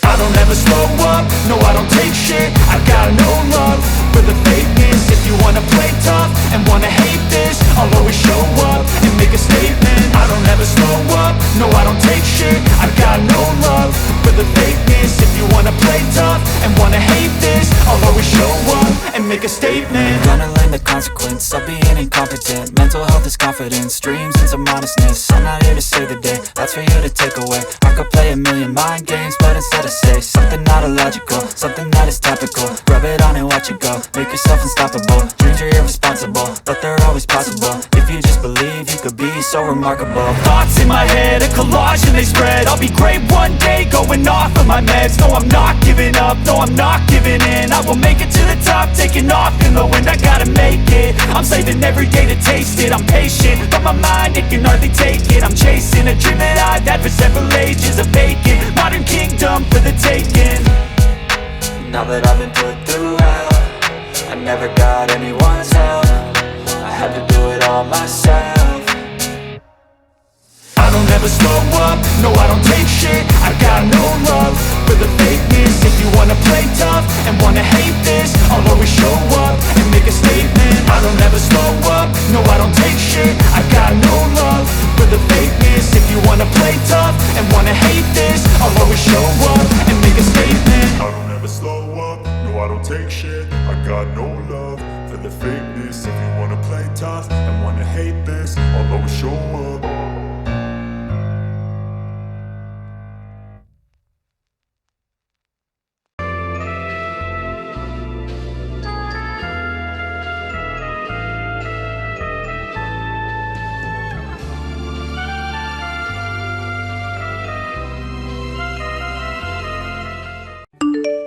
You know what? I'm so sorry, Miss Wilson. That restaurant was a bit expensive, wasn't it? For me, that's normal, but it might have surprised you at the meeting. I wasn't sure if you were able to get anything at all. Hello there, Tanya. There's no need for such formal apologies at this time. I see what you mean by how you felt. It was indeed a bit more expensive than I expected, but the prices on the menu seemed different. It's okay for you to call me Carly. Oh, don't worry about such formalities. I hope that it's okay to address you by your first name while we have conversations. Oh, okay, Carly. Well, I suppose it's all right to use our first names with each other. I was just wanting to be more polite, that's all. But I'm afraid it might be weird to be so casual when I'm talking to someone like you. Oh, please, we're about to become relatives soon, are we not? I think it would only be natural for us to be on a first-name basis and for all of us to get along. Oh, well, thank you, I guess, for thinking that. I suppose I'll just call you Carly from now on. It's nice being more on a first-name basis, even though you struggle with money, right? I'm surprised you remember the prices written on the menu, since I don't look at the menu. I don't remember. Regardless of the price, I eat what I want and drink what I want. Wow, you're like that whenever you go out for dinner? Is that so? Well, that's very interesting. Actually, that's quite impressive. I guess you just do whatever you like no matter how much things cost. Wish I could do that. Well, to be honest with you, Carly, you don't really look like someone with high capabilities, but don't take it the wrong way. I'm just giving my honest opinion, and I think I've got the right to do that at this point in time. Well, it's not like I have any special abilities. Besides, I come from a single-parent household, so I don't have much money, status, or ability. I didn't have a lot when I was raising my son. When I see someone like that, I just can't leave them alone. I always end up wanting to treat them to something nice. But sometimes it's very difficult for me to accept someone so poor who can't even afford some food. Oh, I suppose I get it, but I do have one request, if that's okay to ask. I'm just wondering about something. I don't know, maybe I'm just a little anxious about this meeting. I know it's important. Yes, of course, Carly. Oh, you can tell me anything, since we're both mothers and need to stick together. But you do know that you can come to me for anything, okay? Does your husband know about the position that I'm in? Have you mentioned anything to him about me? I heard that he's more understanding when it comes to other people. Oh, are you talking about Rick? No, I've not gone into much detail about you with him. We haven't had many chances to talk lately. He's been acting all nervous, and it doesn't make me want to have many conversations with him at all. I think that it's best for others to get to know you themselves instead of hearing things from people other than the person they're mentioning. I see what you mean. I completely agree with that, Tanya. Thank you for not saying anything. But I would like you to know one thing about me, okay? I can explain things myself. If I know about the information that you give to me in advance, I'll have to be more careful with what I say, or people will start judging me really quickly. I just want to build a good relationship with the mother of the groom. She'll soon be my son's mother-in-law, and I don't want to get on your bad side. When I talk to him, I plan to talk about the company, and then I'm more in control of what's being said. Is this all okay with you? I didn't mean to spring this on you too much. No, of course, you're fine. I'll let you do the talking for yourself, and I'll make sure that everyone is on their best behavior for the family meeting. I hope you being poor and having no status doesn't become a problem in the future. I'm sorry for putting too much attention on you. I just want everyone to have a good time whilst they're getting to know you. We want you to feel more included and to be a part of this family, even if you're poor and everything. I get what you mean, but I just wanted to keep more of a low profile, so please don't worry too much about this. Please, don't tell your husband anything. That would be great. But I'm looking forward to meeting him and having a nice dinner as a family. It'll be really fun. I hope that we can have a good time together while eating some really nice food. Me too. Oh, I hope we'll have a lot of fun getting to know one another and talk about our lives and our careers. I'll tell my daughter not to worry. I'm sure that we'll all have a ball together. I'll try not to bring up you being poor too much. I feel less worried now about it than before I told you, so thank you. We're going to become a family after all, so it's best to keep the communication open. I'll see you at the family meeting.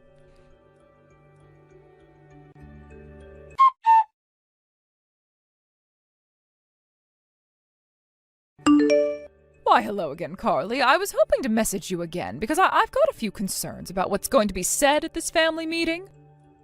We need to talk immediately about this, otherwise this could be a disaster for me. Oh, hi there, Tanya. What is it? It's very nice to hear from you again so soon. I'm looking forward to meeting you tomorrow and joining our families together. But what are these concerns you're talking about? So I was asking Daisy a bit about your family. I just felt it was better to talk to you about this in advance rather than at the dinner table so that no one chokes on their food or anything when they're expressing how they feel. It's paramount that we talk about this right now. It can't wait any longer, and I don't think I can stand this being on my mind either. It concerns you and how you've gotten to this point in your life. Oh, okay. What is it that you wanted to talk about, Tanya? Are you sure it can't wait until the dinner? Must this be discussed over the phone like this? So I had no idea that Brian was raised in a single-parent household. That he was raised by only you. Were you trying to hide that little piece of information about you? Huh? What do you mean? Why are you even talking about this? How is this something that you needed to know? I don't think this sort of information is important for everyone in a family meeting to know. Well, your son never mentioned anything up until now about his upbringing. I just got the impression that he's ashamed. He was obviously hiding it. But to be honest, I was actually shocked to find out that he came from a single-mother household. I never would have guessed that about him at all. Sorry, I just don't understand why you brought this up, Tanya. Why are we having this conversation? It's not very good to talk about this through messaging. I guess it's kind of hard to believe that Brian would hide the fact that he was only brought up by me, but I didn't think many people cared about that. Daisy knew about this information, and she's also met just me, so she knows everything about the family situation. Your daughter shared no judgment and was fine with everything. So you're telling me that Daisy knows everything that she needs to know about your family? Is that what you're trying to say? I can't believe she never said a thing to me about it. Did you tell her not to? Even though she knew about this, I don't see how my son has done anything bad by not telling you every single thing about him yet. I don't get why knowing that is such a big deal. Look, I'm sorry, I might not be understanding or something, but what is your point in this conversation exactly, Tanya? I'm just really confused, and I thought that we'd be trying to get along. If I actually knew that your son was from a single-parent household, I would have told him that he couldn't marry my daughter. I would have never permitted it. I'm sorry, but what did you just say to me? Are you telling me that Brian wouldn't have been allowed to marry Daisy because he was raised by only one parent? I know that Brian works for a really well-established company, and I've heard that he's gotten a good education as well. I assumed his family would have been successful since he is. So I just thought that his parents are good people that put a lot of effort into getting a good education and being successful in life. Oh, is that what he told you? Oh, my son is definitely one to brag about his success, which is fine. He's done well in life. A lot of people come from different backgrounds, and I think my son isn't ashamed of sharing it. Yes, but I never expected that he was brought up by a single mother. It just doesn't make that much sense to me. Single mothers just sit at the bottom of society, you know. Excuse me? What did you just say to me? You think that because I have no husband, I've got no choice but to sit at the bottom of society? Look, all I want to happen today is for you to cut ties with your son, Brian. We can't have a single mother associated with our family. It's just not right. A family is supposed to contain a husband and wife and their children. If you do this, we'll allow him to marry Daisy, then everyone's problems are solved. Your son will be happier without his single mother. I really don't understand where you're coming from at all, Tanya. This is insane. You really think that single parents sit at the bottom of society? Isn't that what I've been trying to tell you throughout this entire conversation? I can't believe that he came from a poor single-parent family. I can't believe that he kept a secret like this until the moment we all decided to meet up with one another and for him to marry my daughter. I feel like I can't trust anyone anymore. It's ridiculous. I shouldn't have been kept in the dark about this. It's very important that we understand everything about you. You can't just assume that a single-parent household is sitting at the bottom of society. It makes it sound like we've been in poverty his entire life. I don't understand why Brian would hide this kind of detail about his family, but it's just a misunderstanding, okay? But I'm glad he eventually said something to you. There's no need for you to act like this. Hey, I never misunderstood anything, all right? Unfortunately, everything has been set up for tomorrow, but it should be okay if we cancel your part in the meeting, right? Aside from that, I don't really have anything else to talk about with a woman who sits at the bottom of society with the rest of the single mothers. Please, take it easy, Tanya. You really know nothing about me, so you need to stop assuming things this instant. I was looking forward to tomorrow. It's an important opportunity to get to know each other as a family. It would be terrible if I was made to cancel all of it because of a misunderstanding, right? Carly, I don't get what you're talking about because there are no misunderstandings here. You're a single mother, are you not? I've got no desire to be associated with a poor woman like you. It's just not a good look. If you don't cut ties with Brian, then I've got no choice but to reconsider this marriage.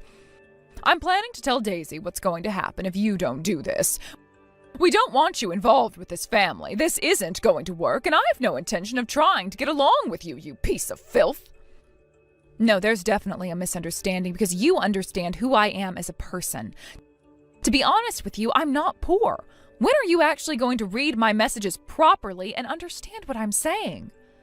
Look, how about we just talk about each other's background tomorrow at the dinner? Like I said before, it's a great chance to get to know each other.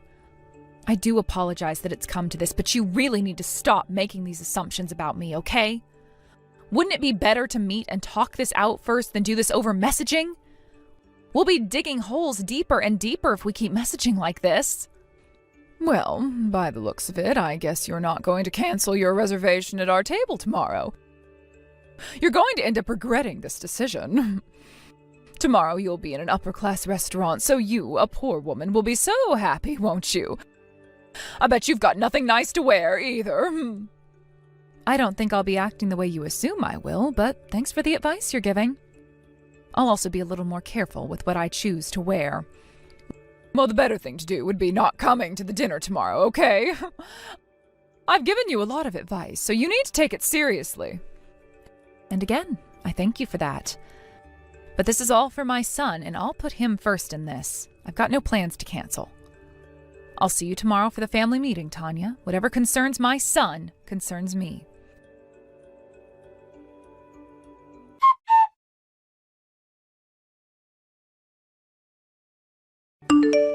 Okay, you've made your point in this. You should have taken my advice. You need to go home early. Don't even think about showing your face in front of my family again. Wow, I am stunned by your reaction, Tanya. I thought that you were a grown woman who knew how to treat people better. How can you be so rude and judgmental? I never expected that Daisy's mother would be so arrogant. How could you be like that in front of so many people? It's crazy. Have you actually lost your mind? Are you serious with that line, Carly? Ugh. A poor woman's words like that don't even hurt me. At least I'm not a single mother like you. Hey, I had to hold myself back since we were all greeting each other for the first time before my son gets married to your daughter. This is about them, not us, so you need to be more mature in this situation. I've hit the limit of my patience, so of course I'll be going home. Please give my regards to your husband, Rick. I'm sure he's not impressed with how this has turned out. My husband will be coming to the restaurant sometime soon, but I'll have dinner with my family, and then we will leave. I'm sure my husband wants nothing to do with you either, Carly. I bet that you really wanted to eat at a really high-class restaurant. You know, I really wish you could have eaten that food that was specially prepared for you. When it comes to cooking, do you even call them dishes? What makes you think that I don't know anything about food? Do you really think I'm not as educated as you? Well, I know that being in a restaurant like this is such a treat for you. Since you're a poor person, you should eat as much as you can. I really didn't expect my son's own mother-in-law would be down on his mother so much. To be honest, I'm shocked that a mother has this sort of attitude. Would you please hold back on making me cut ties with my son? It's a horrible idea. What if I were to make a complaint about you? Huh, yeah, sure you will. If you were to come back inside now, I'll feed you some food, okay? But I did say yesterday, you'll regret it if you do anything. Wow, you look down on me and then you're overjoyed at the fact that I walked out of the restaurant. You're the one who's going to regret the joy you have. I hate to break it to you, but you'll soon see what hell feels like soon enough, Tanya. You'll be the one regretting all the actions you took. Karma works in mysterious ways, you know. What the heck? What the hell are you even talking about? Do you really think over-exaggerating is going to do anything to me? If you wanted to eat with me that much, you should have come back here and sat at the table. I'll admit you've got a lot of courage, but it doesn't change where you've come from. Let the two families meet and we can enjoy dinner at a 5-star restaurant. Oh, if only you weren't a poor single parent and think that one dish is a whole meal. All right, that's it. I've had enough of this. I feel uncomfortable being in this conversation, so if you'll excuse me, I'll leave. It seems like my son will be going home with you today, so I'll leave you all to it. I'll just try and take my mind off of this. This is too much for me right now. I don't need this.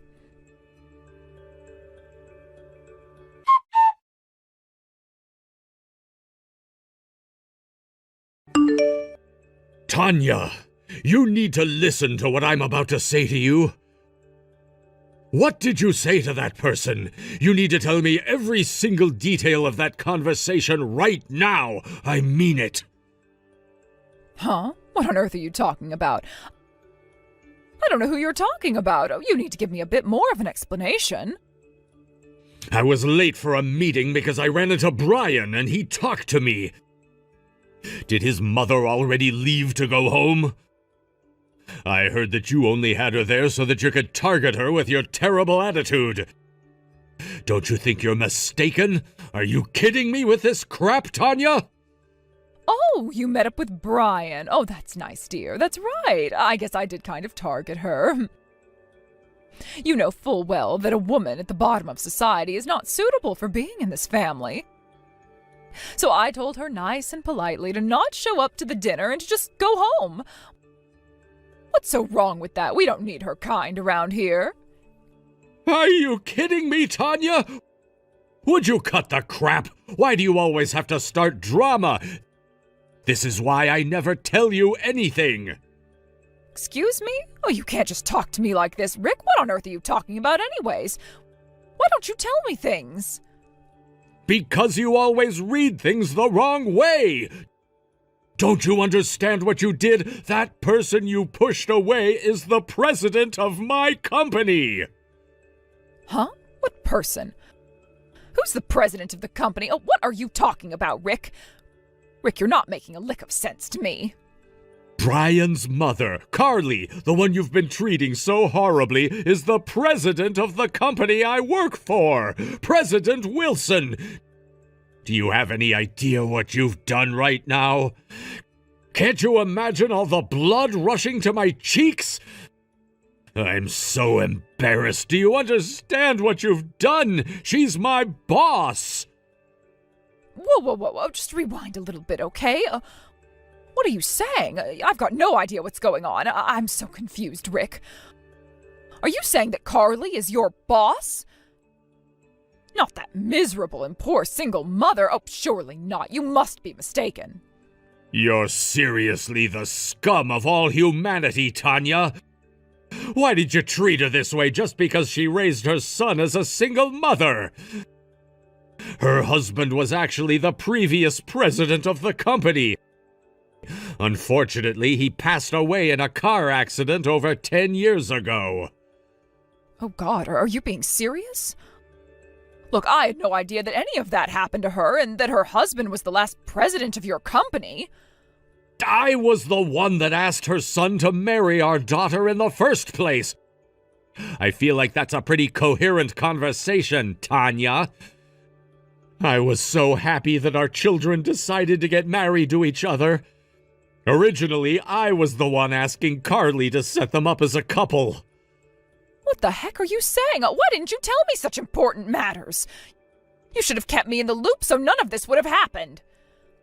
I had no idea about all of this at all. I had no idea that Carly was the president of the company. It was so hard to imagine her as a president. What's so bad about me acting like I did? President Wilson didn't want people to pay too much attention to her high-level position. I didn't say anything because I wanted us to get to know each other. Not as career people, but as family, the way we should have done it. I really thought that you had more manners than what you showed, but I was wrong. I really never expected anything like this to happen. This is all your fault, you stupid woman. How could you treat her like that?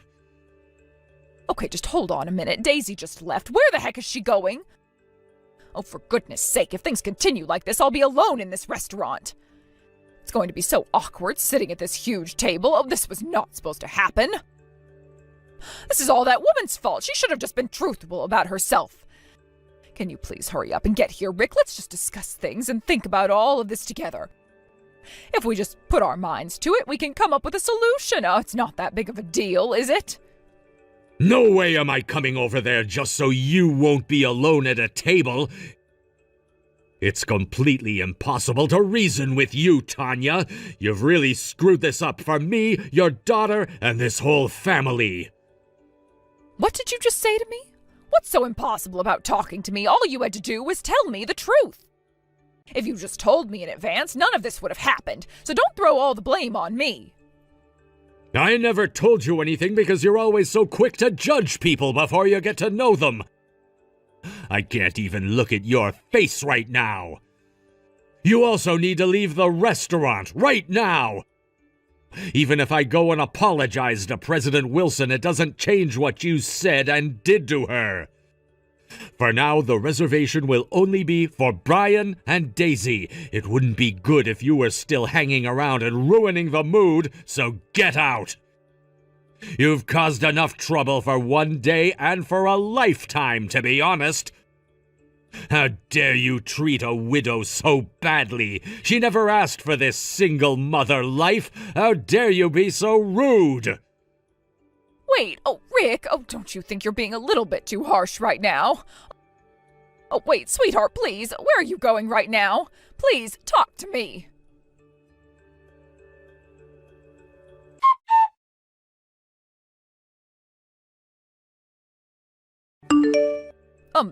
Hello, Carly? Are you there? I really do apologize for messaging so late at night. Do you have time to talk by any chance right now? What do you want to say to me this time, Tanya? What could you possibly say so that it seems like you're looking down on me? I've got absolutely nothing at all to say to you anymore. I'm done listening to all the nonsense you say. You've said and done enough. Are you just trying to dish out more crap to make me feel bad? Oh, please don't say that. It's imperative that I talk to you right now. I've come here to apologize, but also say that isn't it terrible that we couldn't participate in the dinner tonight? I had no idea that you were the president of a company. I really did act a little rude tonight, and I shouldn't have. It was not good. If I had known that you were the president of my husband's company, I wouldn't have behaved the way that I did. Well, what you said to me told me all there is to know about you, Tanya. I know enough now about you and what judgments I need to make. Huh? What's that supposed to mean? Carly, I just admitted that if I had known more about you, I wouldn't have acted like that. You know, Tanya, my managing director had something to say about your attitude. I can't trust people who turn their backs on me. He was right in not saying anything to you. The words you said and the way you behaved to me yesterday and today was enough for me to see. I've got no desire to become relatives with you. Okay, I understand why you would say that to me, but you calling off our children's marriage just because you don't like me is a bit far, isn't it? There's no way that I could possibly cancel their marriage when they go quite well together. I'm not that much of a self-centered person. Huh? What you're saying makes no sense then. We'll probably be relatives if this marriage still goes on, right? I'm Daisy's mom and you're Brian's mom. Well, I guess it was a good idea to have had you join us at the restaurant. I just wish I knew more about you, but I don't know why you got me kicked out, though. I guess you've misunderstood the situation once again, Tanya. I wasn't the one who kicked you out. You were kicked out by your husband, Rick. It seems like Daisy and Rick have grown really fond of me and didn't want me to be interrogated or berated by you. Huh? What do you mean that they've grown fond of you?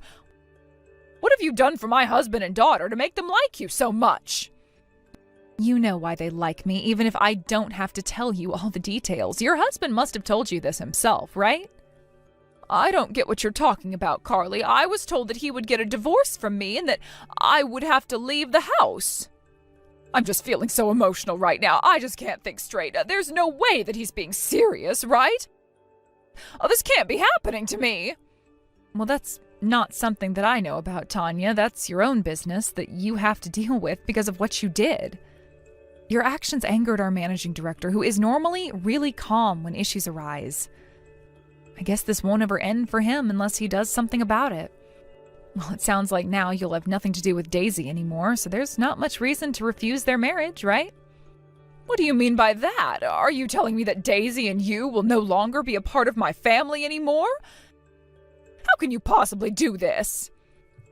Don't you think you're taking this a bit too far, Carly? Oh, you do realize that she's my daughter, right? You can't make her leave me. I'm not making her or your husband do anything they don't want to do. Your actions have embarrassed her and Rick, and they just don't want you around anymore. We're going to let your family decide what they're going to do about this mess of a situation. To be honest, it doesn't matter to me if you get divorced or that they're cutting ties with you. Even if those things don't happen, I'm sure they'll still decide to not hang around a family member like you anymore. What? How dare you say something like that to me? My own family can't do this to me. I've come here to apologize, and this is what I get in return?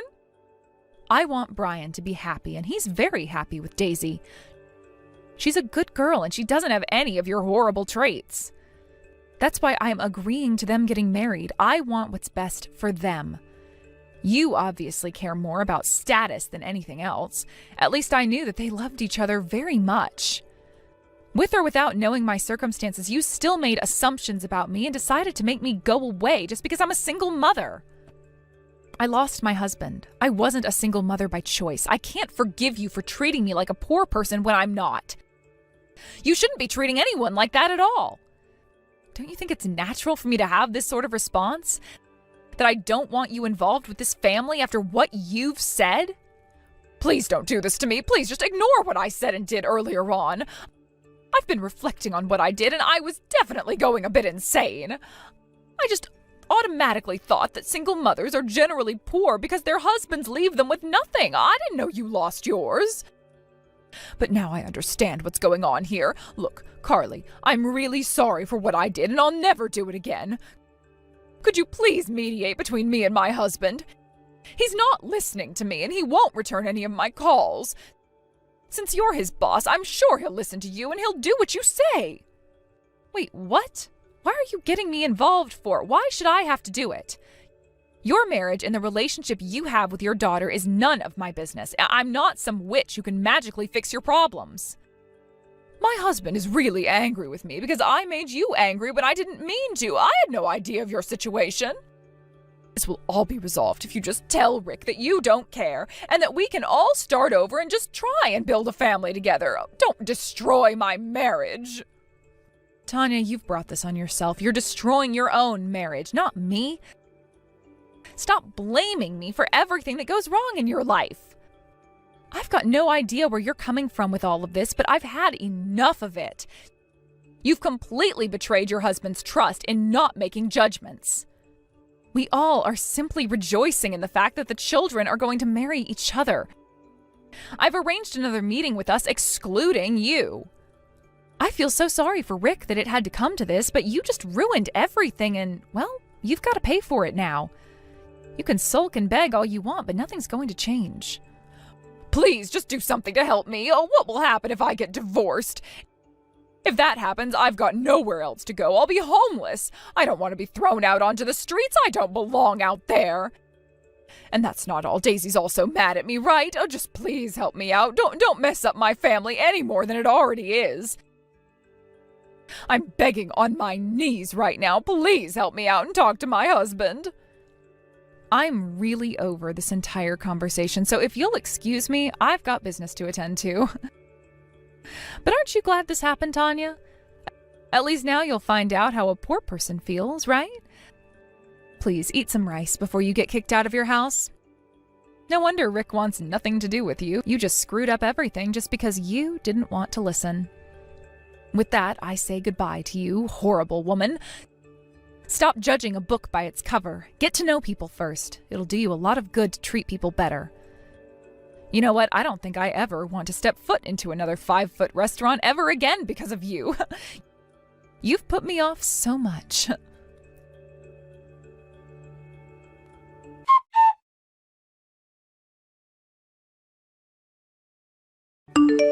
In the end, Carly ignored Tanya for the rest of the night. Tanya tried to apologize to her over and over again, but it wasn't going to be enough. She tried to flatter Carly, but she was not paying her any attention. And of course, Daisy and Tanya's husband, Rick, also cut her out of their lives. Once they held another meeting without Tanya present, the meetings continued without her being there. They communicate way better without her around. Sounds like Daisy and Brian had an amazing wedding celebration and are happily married now. Tanya wasn't even invited, though she was the mother of the bride. She wasn't even allowed to come into the wedding venue at all. It's ironic how she couldn't attend, but it's the result of her own actions. There's no way that anyone would sympathize with Tanya on this. She brought it on herself. Hello there. Am I correct in saying that this is Fiona Foster's number? I need to talk to you about something. It's important that we have a little heart-to-heart soon since we're going to be related. I'm sorry? Oh, I don't have this number in my contacts. But yes, this is Fiona Foster that you're talking to. By the way, who is this, and how did you get this number? Well, I'm Amelia Reed. I'm David Reed's little sister. You must be the person coming over to meet us tomorrow. Is that correct? I just wanted to talk to you before I met you. Oh, right. You're David's little sister. Oh, wow. Okay. I think I heard from David that you were wanting to get in touch with me, so you asked him for my number. Well, it's good to hear from you before we see each other tomorrow. What's up? What were you wanting to discuss with me exactly? I'm sorry if this comes off as a bit rude or something along those lines, but may I ask what your occupation is? I was just curious as to what you do for a living.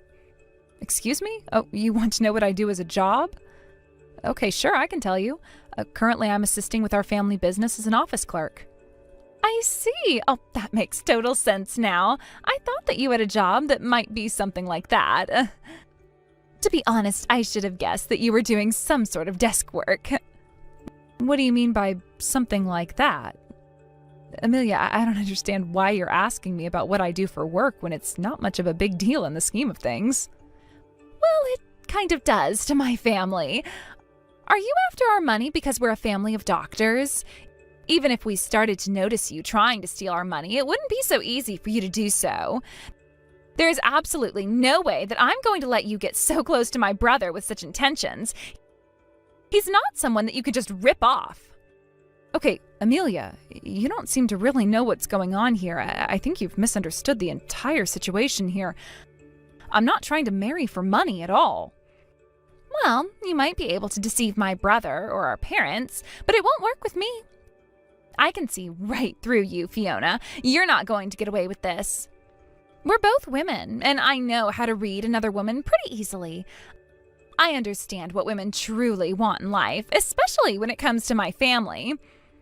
It's so obvious if you're trying to marry for money, even if you can't admit it to yourself. I mean, look at the job you do. You're hardly making a living, and my brother has a lot of money, so this is your prime chance to snatch him up, right? Don't you see how disrespectful you're being towards my brother by using him for his money? He doesn't need a woman like that. Go and find another man to mess around with.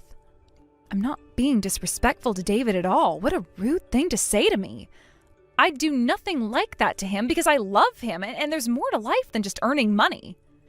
There's literally no point in you having contact with my brother anymore because it's so obvious what your plan is from now on. I've caught you in the act, so you might as well end this madness. It's confirmed that you're just with my brother for the money. I think we'd all be very much okay with if you cancel your engagement with my brother, yeah? Are you seriously kidding me right now, Amelia? The reason we decided to get married, even though we haven't all met, is because it was set up for us to date and get married. Do you really think that I would suddenly just approach David on the street and ask him to marry me just so that I can get to his money? Is that what you really think?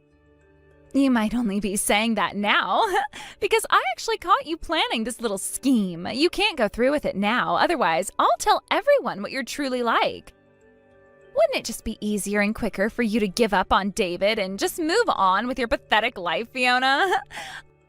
On that note, we'll cancel tomorrow's meeting. Don't bother showing up to meet us. I've got no intention of accepting a money-seeking woman like you into this family. I don't even want to face you. How dare you say something like that to me? This isn't going to end well, and I think you know that. You can't just take over like this and dictate things about me marrying David, okay?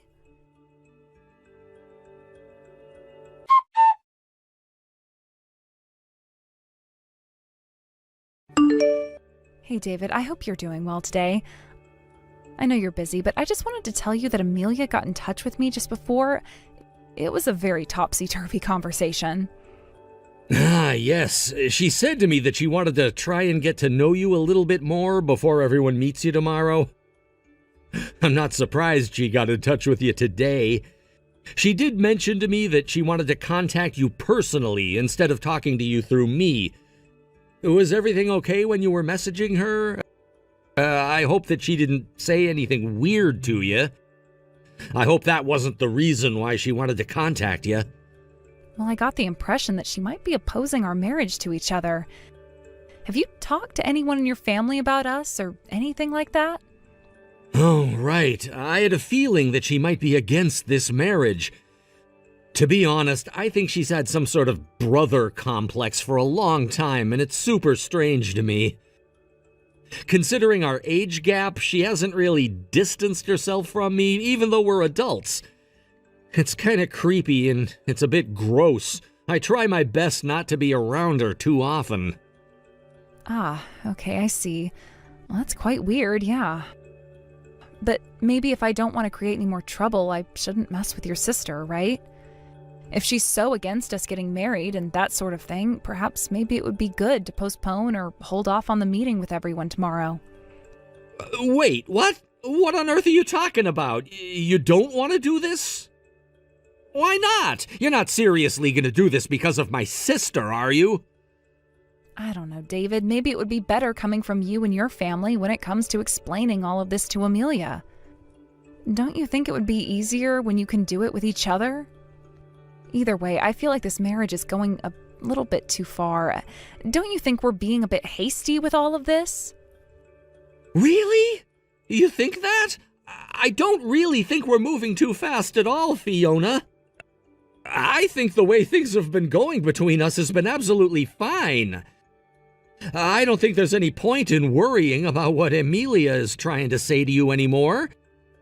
She's just being super overprotective and creepy when it comes to me. Both my parents and I are really looking forward to our marriage and how we're gonna grow as a couple, so don't get this all twisted just because of my sister, okay?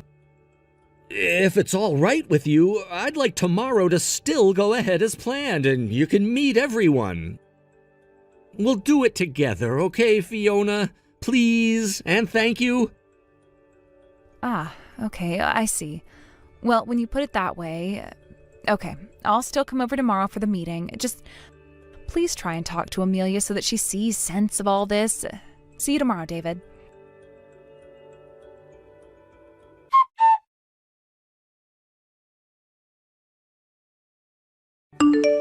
Are you literally stupid or something? Have you got short-term memory loss? This is unbelievable. Didn't I tell you yesterday to cancel the meeting with my family? But no, here you are. You came over when I told you to stay away. You're so stupid and you're going to regret not listening to me. What you need to do is leave my brother alone and learn how to take care of yourself, you money-stealing scumbag of a woman. I warned you to leave us alone. Okay, Amelia, do you have any idea of what you're trying to do here? Do you understand that what you want isn't going to happen? Don't you know what you've done? From what I've seen, I haven't done anything. All I'm trying to do is get rid of a scumbag who isn't listening to what I'm saying to them. You need to take my advice seriously. Would you please just cut this out and actually listen to what everyone is trying to say to you, Amelia?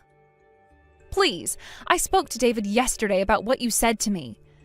I told him that he'll explain everything to you so you'd understand. Look, I came all the way here today instead of canceling. However, I guess you didn't end up listening to David? Huh? What the heck are you even on about, you disgusting money grabber?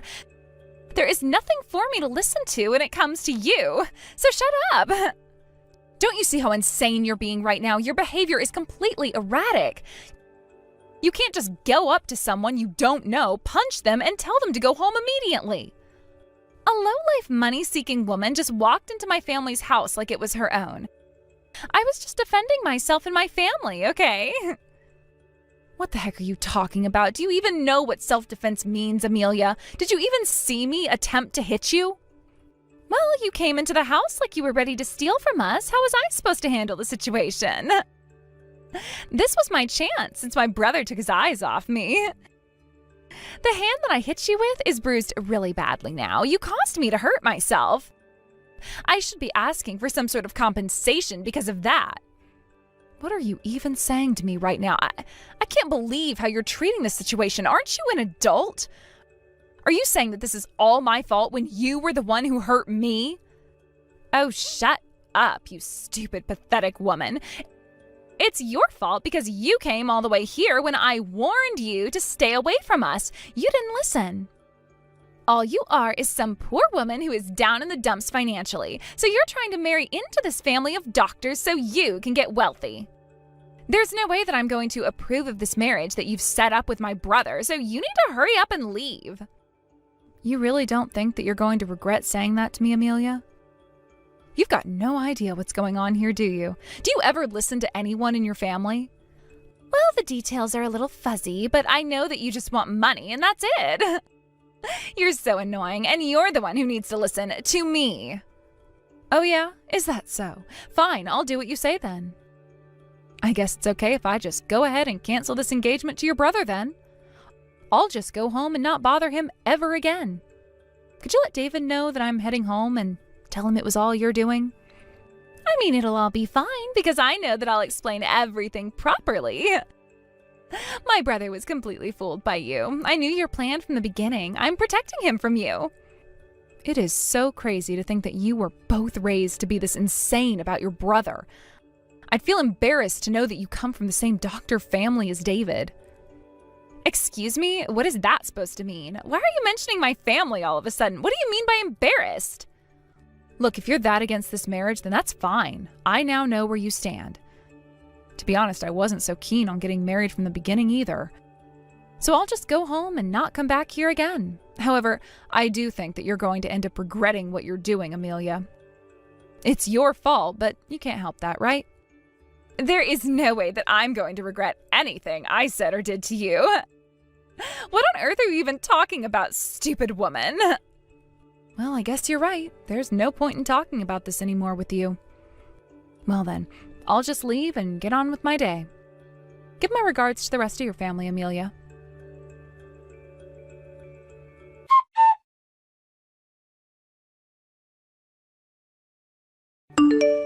Fiona? What's going on here? You've just disappeared all of a sudden? What's happened? My mother and father are waiting and wondering what's happening too. Did you disappear to the bathroom or something? Have you gotten nervous or scared to meet my parents? Please talk to me. No, it's nothing like any of those things you said at all, David. David, how about we just pretend that this marriage isn't going to happen, okay? What did you just say, Fiona? Are you kidding me right now? What's brought this on? Why are you saying such things to me? Didn't you like being at my parents' house?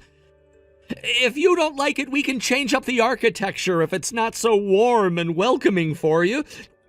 Where are you right now? I want to talk to you. David, please calm down. All those things you're mentioning are not problems that I'm having at all. There's just no point in staying connected anymore. Please, just forget about me and what we've had. Please try and find someone else who's nice to get married to. I'm just not the best fit for you. I don't believe anything you're saying to me. I know we match well together, and you know in your heart that it's true. Could you please at least give me a reason why you're saying this? You want a reason? Isn't calling off the engagement reason enough for you? How else can I actually explain this to you, David? Ugh. The situation is so complicated. Would it be better in asking your sister directly about my reason for leaving? I think it would be easier for you to understand and quicker, too. Wait a minute. Ask my sister about why you're canceling this engagement? You want me to ask Amelia? What did she do to you now, Fiona? I swear to God, she's nothing but trouble. David, I've already said it. I think you should just ask her. After getting the blessing of your family, I go over to say hello, and it just doesn't go well. This time, for real, this marriage has been called off. But she's got no intention of backing down immediately, so I can't leave things as they are. I'm so confused. What do you mean leave things as they are? Please, tell me what she did to you, Fiona. I just want to be with you. Please ignore her. I'll ask Amelia to take full responsibility on what she's done to me and to us in general today. She can't treat me like this anymore. She's going to regret messing with me. Okay, just don't get too hasty. Just wait a minute, all right? I can't really picture this conversation clearly, so yes, I'll go to Amelia first and ask her what's going on. Please do that. She'll be able to explain things better than I would, and she's the only one who's really at fault here. With that, I'll say goodbye for now. Amelia will explain everything to you.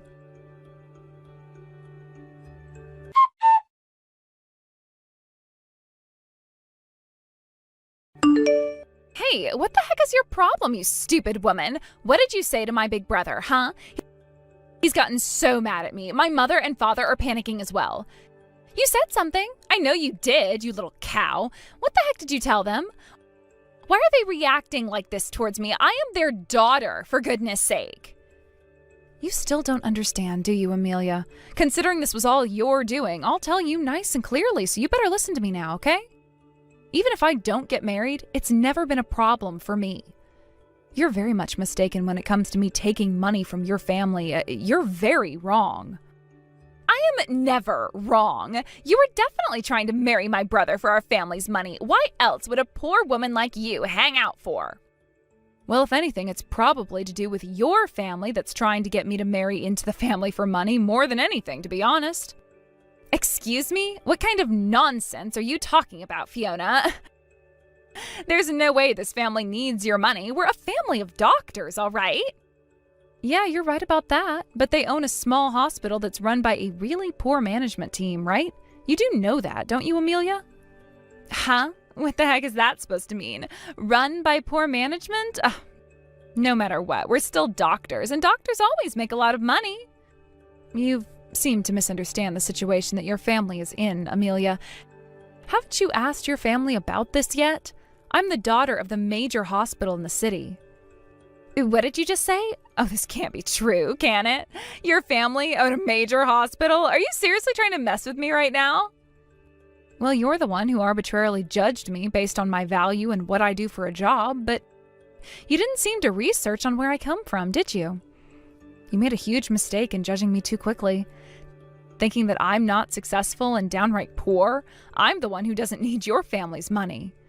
The truth of it is that you're the ones who need my help rather than the other way around, so you're the one who screwed up and not me.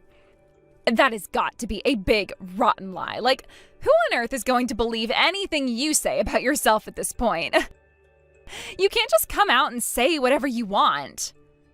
Well, Amelia, it's fine if you don't believe anything I say to you. Your parents and David will probably give you an explanation after this conversation we have. I mean, I guess they'll try and describe it to you in some form of explanation. Or they might just scold you and lecture you about what you've done. You really think my parents will lecture me? Why on earth would they do that when I've done nothing wrong? I was protecting my brother from you. Besides, we're all out of the house right now, so I'll ask them about all of this later. I know it's a lie anyway, but I can't help laughing about it. Well, I'm glad you're finally going to find out what's going on and that it's all your fault. You're going to regret what you did even more after this. Please, wait and prepare for their lecture, okay?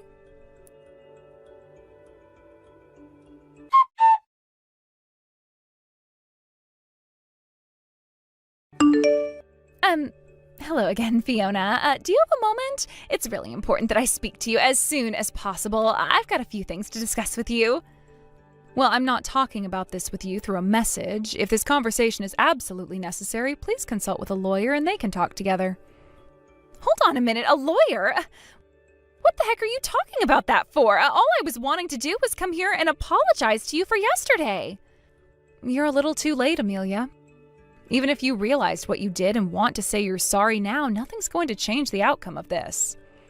But you don't understand. I'm really, truly sorry about what happened yesterday.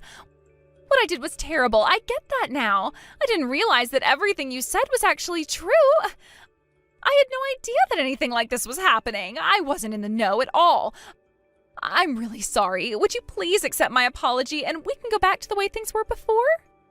But you don't seem to understand that it's a little bit too late for apologies, Amelia. I don't want to hear it. You don't have to keep on apologizing anymore. What? Really? So will you forgive me then if you don't want to hear me say I'm sorry anymore? We can try and be friends now, right? Do you really think that I'm going to forgive you after all the horrible things you did and said? You were just doing your own thing and didn't care what happened. Okay, if you're not going to accept my apology and forgive me, could you at least get back together with my brother and continue with the engagement, please? I had no idea that the financial condition of our hospital was so bad. My parents didn't speak to me about it at all. Yesterday, they and my brother got so mad at me. I never heard about any of the details until they told me about the arrangement that was going on. I just didn't know what was happening, all right? Oh, is that right, Amelia? Well, that's a shame. Such a shame that you never took the time to read what was going on in the first place and screw everything up for them. Just please understand that it wasn't my brother's fault, and you should really get back together with him now, okay? Please accept his proposal, Fiona. It seems that the family really wants him to marry you, and not just because of your money, but it seems that you both have a genuine connection with each other. I can see it now. My brother really is in love with you, and I'm sure that he wants you back still. Please just don't leave him like this. Yeah, well, I refuse to do anything that you tell me, Amelia. Since when were you the boss of me, huh? I'm an adult who can make their own decisions. Excuse me? What? Why not? Why won't you take him back? Is this normally how you refuse someone? There is nothing wrong with me trying to apologize and make this right. I said this yesterday too. I originally wasn't keen on doing this marriage. However, the family had to bring me into this family for some reason or another. It was tough seeing their faces when I was standing right in front of them. I just knew then that it was going to be so difficult to refuse them. But I'm grateful for what you did because, in fact, you gave me a way out of the whole thing. Thanks to you, I have no reason to go through with this marriage to David. Please, don't say things like that. It was all just a huge mistake on my part, okay? We all want you to be a part of this family, so please do that. It's no use you saying that, especially when you come off so desperate. Your parents told you everything, right? Their hospital needs our help. The hospital's business situation is deteriorating, and now, because of us getting married, they wanted to partner up with our facility. Wait a minute. Is that really true? That my parents' hospital is in financial turmoil? I didn't hear anything about that, but the story I was told was completely different. Well, I don't know what else to tell you apart from that's the problem that your parents are having at the moment. Look, I've got no intention of being engaged to David. Nothing is going to change when it comes to what you've said and done to me. I'm not taking any more of this crap from you, Amelia. But I bet that you're definitely regretting your actions now, aren't you? I knew that you would. I bet you've been regretting a lot in these past 24 hours, right? I'm definitely regretting what I said to you, and I'm really sorry, and I should have acted better towards you since you're going to be my sister-in-law. Please, join my family. No matter how many times I have to repeat myself, you still don't listen, do you? The answer is N-O. It's a no from me, all right? On that note, if you'll excuse me, I've got things to do.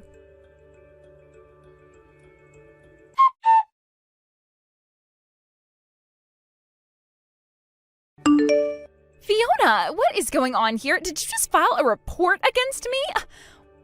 What on earth for? Why are you suing me? Did you really think you were going to get away with everything you did? Of course I filed a report against you. A stranger hit me in the face, so how does them being free for their actions make sense? Huh? But it was just a stupid accident, and I apologized to you so much the other day. I can't believe you've actually gone and done this to me when I am trying to make things right. Of course I'm doing this because of everything that happened was because of you and your actions. Don't you get that? You hit me, so that gives me the right to sue you, okay? Don't you know how laws work here? I'll make sure that I get the compensation that I deserve and that you pay for my medical expenses also, so be prepared. This can't seriously be happening to me right now. This is impossible. Fiona, don't you know what kind of situation that I'm in right now? We're in a bad situation when it comes to our finances. I don't have the funds to pay for anything that happened. Also, some of this was your fault too.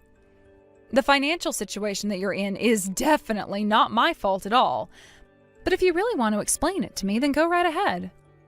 Look, my parents have disowned me, and they've kicked me out of the house. My brother wants nothing to do with me anymore because he's still so angry about what happened. He's cutting ties with me, Fiona. How does a brother do that to his baby sister? I take responsibility for interfering with your marriage, okay? But don't you think you're going too far with this? I don't think that I am. You know that this is all just karma biting you on the behind, right? Do you know the saying, what goes around comes around? That applies to you so well right now. All of this is your own doing, so now you're going to pay for it whether you like it or not. You've got to be kidding me right now. Fiona, you can't do this to me. My parents have thrown me out onto the streets. I can't survive if I have to compensate you. I didn't mean to do anything wrong. I just thought that you were trying to steal my parents' money. That's all. It was an honest mistake. Don't you get that? Yes, I get that you made a huge mistake, but you treated me so badly when I didn't deserve it. If you actually just played nice from the start, none of this would be happening right now. Now, I'm going to treat you as nobody but a stranger because I am sick and tired of dealing with your crap and your moaning and groaning. I'm sorry. Please, don't do this to me. It'll ruin my life. I'll be poor forever. Please, just marry my brother and we'll be one big happy family. Just don't abandon me on the streets. Hey, you're just going to have to find a way to survive. You're an adult after all. You should act like one. Don't contact me anymore because I'm not going to answer your messages. I'm going to make sure that you pay me the compensation that I need to recover from this trauma. Maybe you'd better find a job before spending more money on a lavish lifestyle. I'm sure you'll be hearing from my lawyer soon enough, so you better get one to help build your case. But you're going down. Good luck with everything, Amelia.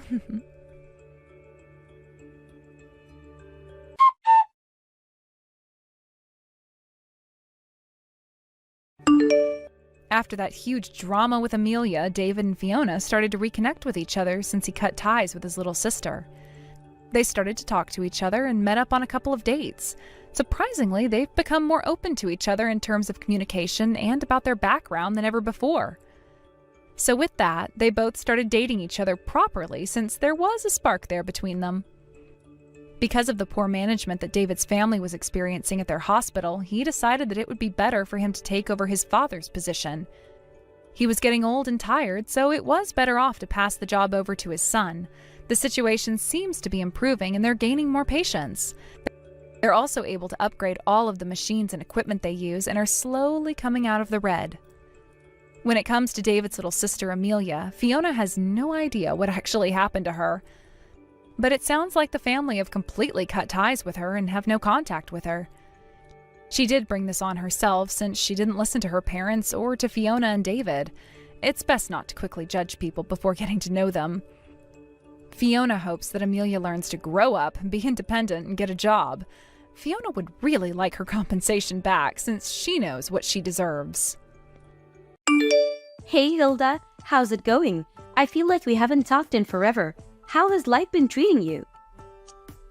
I just wanted to reach out because I just learned how old you are.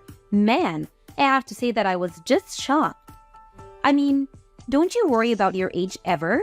You should probably start looking into a retirement home or something at this point, don't you think? Just how many vitamins are you having to take a day just to stay functional? Sorry, this is the reason you wanted to message me, Lindsay? I guess I just really don't know what to say at all. I was going to congratulate you on your wedding, though. I mean, I really didn't see my brother getting married so soon after he started his new job.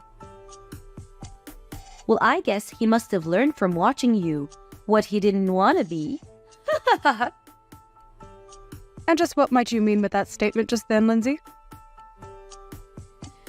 I mean that you're way older than him and you're still not married. You think he wanted that life for himself after seeing you go through it? I just don't get it, Hilda. How are you not married yet? I get that you're really into your job and that's all you think about and everything, but you think that you would have at least met one other person to be in a relationship with? I don't know how I could live with myself if I were you.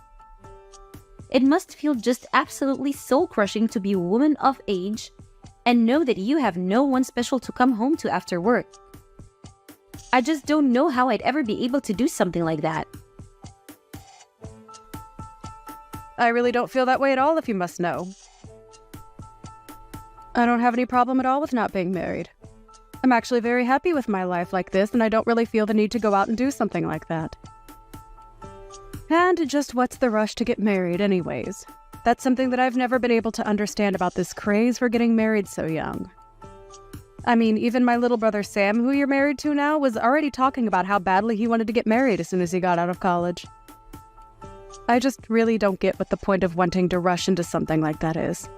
It seems like it would make way more sense for something like that to come naturally. What's the point in waiting to get married any longer after you've already secured a job? That's just what comes next in any adult life. First, you get a job, then you get married, then you have kids. So as you can see, you have a lot of catching up to do, you old hag. Okay, Lindsay, I don't know why you're even acting so surprised about my age. After all, you are 25 years old, aren't you? So I get why you would want to marry a young man like my brother. But you do realize that he's still technically a college student, right? He was only given his job offer, but he literally hasn't even started working yet. And so what if I'm 25 years old? It's about making the most of the time while you have it. And I'm not going to let myself go to waste just to end up some shriveled up old hack like you. I honestly don't even know how you can live with yourself the way you are. It's just sad, really. I mean, don't you have any shame about your life at all? I really think that you're being quite rude to me right now. I don't want to get married. I don't see the point in getting married so early, and I think those are both perfectly fair points to hold. If you're getting married because it's something you both want to do, then I think that is just great, Lindsay. I mean, I've talked to Sam about this, and even he can't believe that he's getting married so young. But as long as you both are happy, I don't have any kind of objections. You don't know what you're talking about at all. Sam was never nervous about marrying me. He was nervous about whether or not he was going to be offered his job or not. He knew that I wanted to quit mine and become a housewife, so he knew that this marriage wouldn't work unless he had a job first. And now I'm going to get married and live my dream life. Especially compared to you, now I want to have to grind myself down to nothing for some company that doesn't care at all about me. Does that sound familiar, Hilda? I'm really sorry if it does. I didn't mean to touch a nerve. Maybe you should have just swallowed your pride and gotten married when you were younger and had a chance to. Right, well, I am glad that you and Sam are so sure about this wedding working out then. I suppose that I'll see you at the wedding itself then. Wait a second. What do you mean you're going to see us at the wedding? Don't tell me that you were going to come to Sam and I's wedding. Well, yes, he is my little brother after all. I was very much planning on being there if you really want to know. So you're really going to come to the wedding then? You're being serious about that? You are actually going to be present at the wedding? That is going to be held between Sam and I? Just what the heck do you think you're even going to do there at the wedding, huh? What would even be the point of you showing up? I'm not quite sure that I understand what you mean by that. I mean, like I just said, it's my little brother's wedding. I was going to go there so that I could help him celebrate and be with my family to watch him get married. Does that really not make any sense to you? But to do what? Why are you going to be there? I want to know what exactly is it in your plan on doing at Sam and I's wedding. I am really sorry to keep asking, Lindsay, but I really am not sure about what you mean by that. I don't know what you mean by what do I intend to do there. I was just going to participate like everyone else and help you both celebrate. Does that make sense to you? So you're really just going to show up to a wedding for young people and not be slightly embarrassed about all of that? Even though you're so old and unmarried? You do know that basically everyone there is going to be in their 20s, don't you? There isn't a place for you with that kind of crowd, Hilda. Just think about it. You're already in your 30s. You won't understand a word of our slang and you'll complain that the music is too loud and that your back hurts. There will just be too big a generation gap between you and the other guests. I am sure that a lot of your and Sam's friends are going to be there and that they are going to be a fair bit younger than I am. But I imagine your families are also invited to be there, right? So I'm going to go there as part of the family and be there for my little brother's wedding, okay? I really am not going to the wedding to try and make friends with your friends or anything like that, if that was what you were worried about. But either way, I really don't care about how old anyone is there because that isn't even what the wedding is about, right? Of course that's what the wedding is about. How can you say it doesn't matter how old you are? You really don't think that you can just come and that you won't cause any problems for the wedding, right?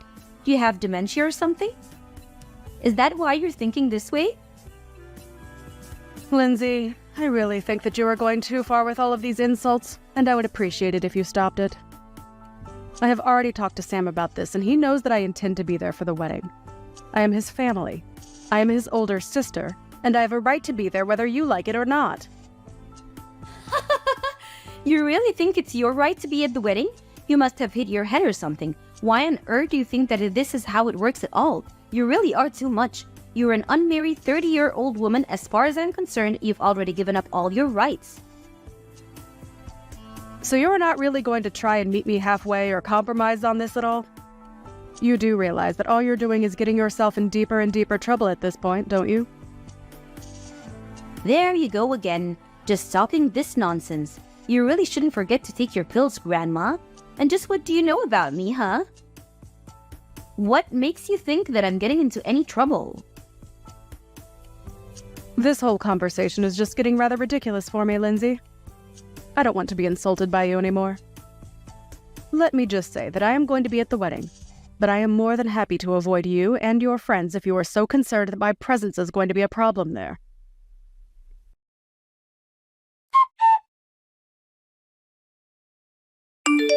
You really have some nerve showing up to this wedding of youth. Do you know that? I really didn't think that I'd see you.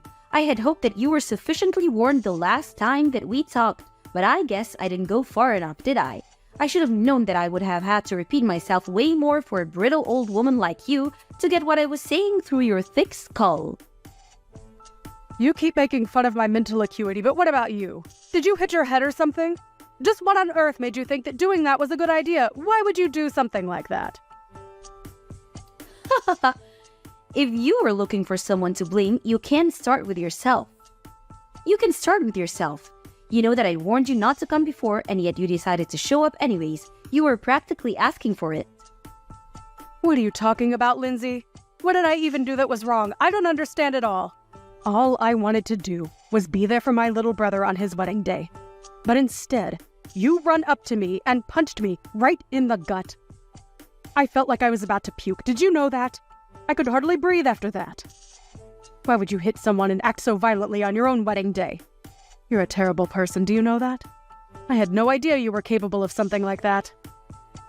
Oh, please. Don't make such a big deal over it. I barely even hit you that hard. I just wanted to pay you back a little for not listening to me when I told you not to come. If you chose to run away from the venue like you did, then that's also on you. Don't you dare try to put the blame on me for any of this. Do you understand? You still assaulted me. You do realize that that's illegal, don't you? Why would you even want to act that violently at your own wedding? I just don't understand it at all.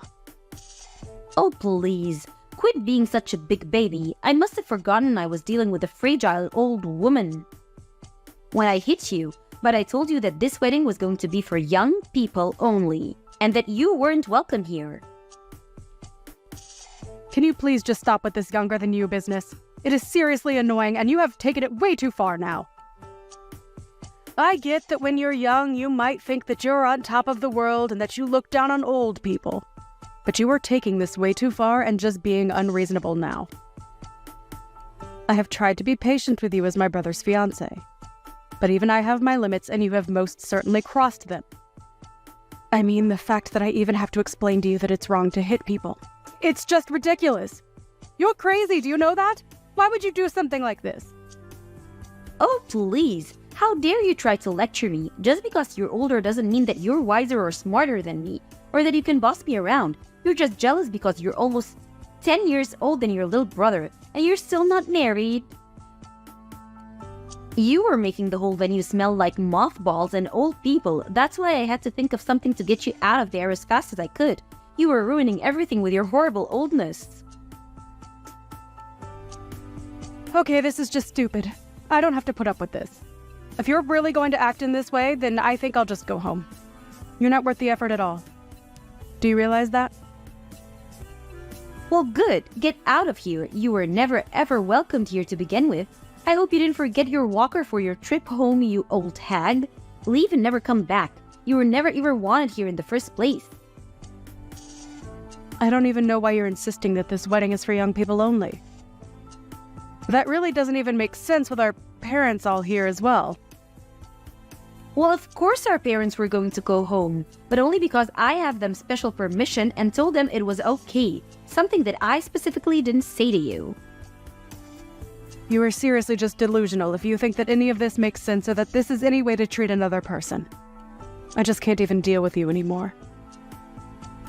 So I'll do as you say and just go home then.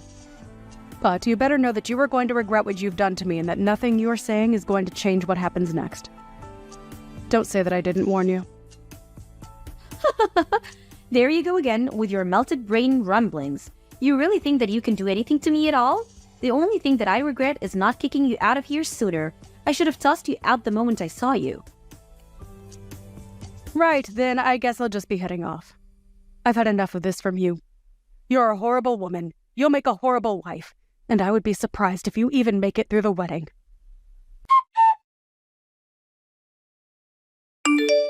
Pick up the phone right now. Can't you see that I've been calling you this whole time? Why wouldn't you answer your phone? I thought that old people were supposed to love talking on the phone and hated texting. So when you see that you're getting a call from me, you pick it up right away, got it? Things are falling apart here and I want an explanation for what's going on. Oh, are things not going so well for you at your wedding? I'm terribly sorry to hear that, but don't say that I didn't warn you. And you have got to be joking if you think that I'd ever want to talk to you on the phone after the way you treated me today. I would rather lose my hearing. Please, don't be like this. Lindsay, I'm really serious. This is an emergency. Please, you have to help me. I don't understand what you want me to do now. I did just as you said and left your wedding to go home. That is what you wanted me to do, isn't it? So then you really did go all the way back home. Why would you do that? What's the matter with you? I need you to get back here to the wedding venue right this second. You really want me to come back and be at your wedding even after you punched me in the gut? Are you sure about that, Lindsay? You really must be one of the most selfish women that I've ever met. I don't think I've ever known someone as self-centered and crazy as you are. Please, Hilda. We don't have time for this. Just get back here right now. Things are seriously falling apart and I really, really need you right now. It's an emergency, okay? I suppose the emergency is that my brother heard what you did and that's why the whole wedding is falling apart around you, isn't it?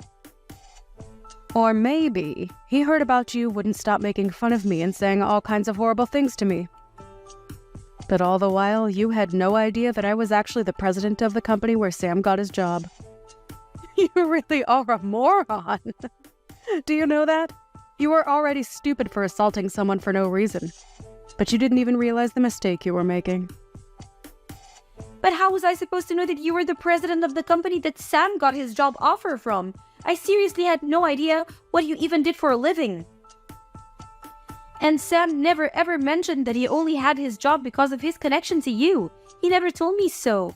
How was I supposed to know? None of this is my fault. But I heard that you told Sam that you were going to take back your job offer to him. Please, you can't do that to him for something that I did. This isn't fair on anyone, right? And just why isn't it fair for me to do that? I don't want anything to do with a crazy woman like you ever again. You were just horrible, and I want you out of my life as soon as possible. And if I want that to really happen, it means that I have to find every way to cut you out of my life. In this case, that just so happens to include my relationship with Sam too.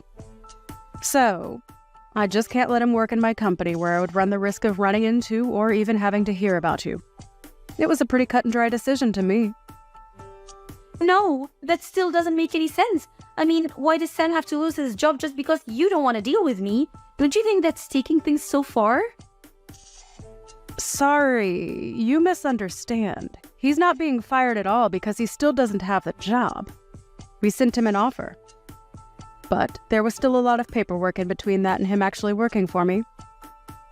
So I withdrew our offer to him and wished him the best of luck in finding another job. Or rather, I think he would rather have had more time to find backup jobs if not for you. I heard that you put most of the work for the wedding planning on him as well.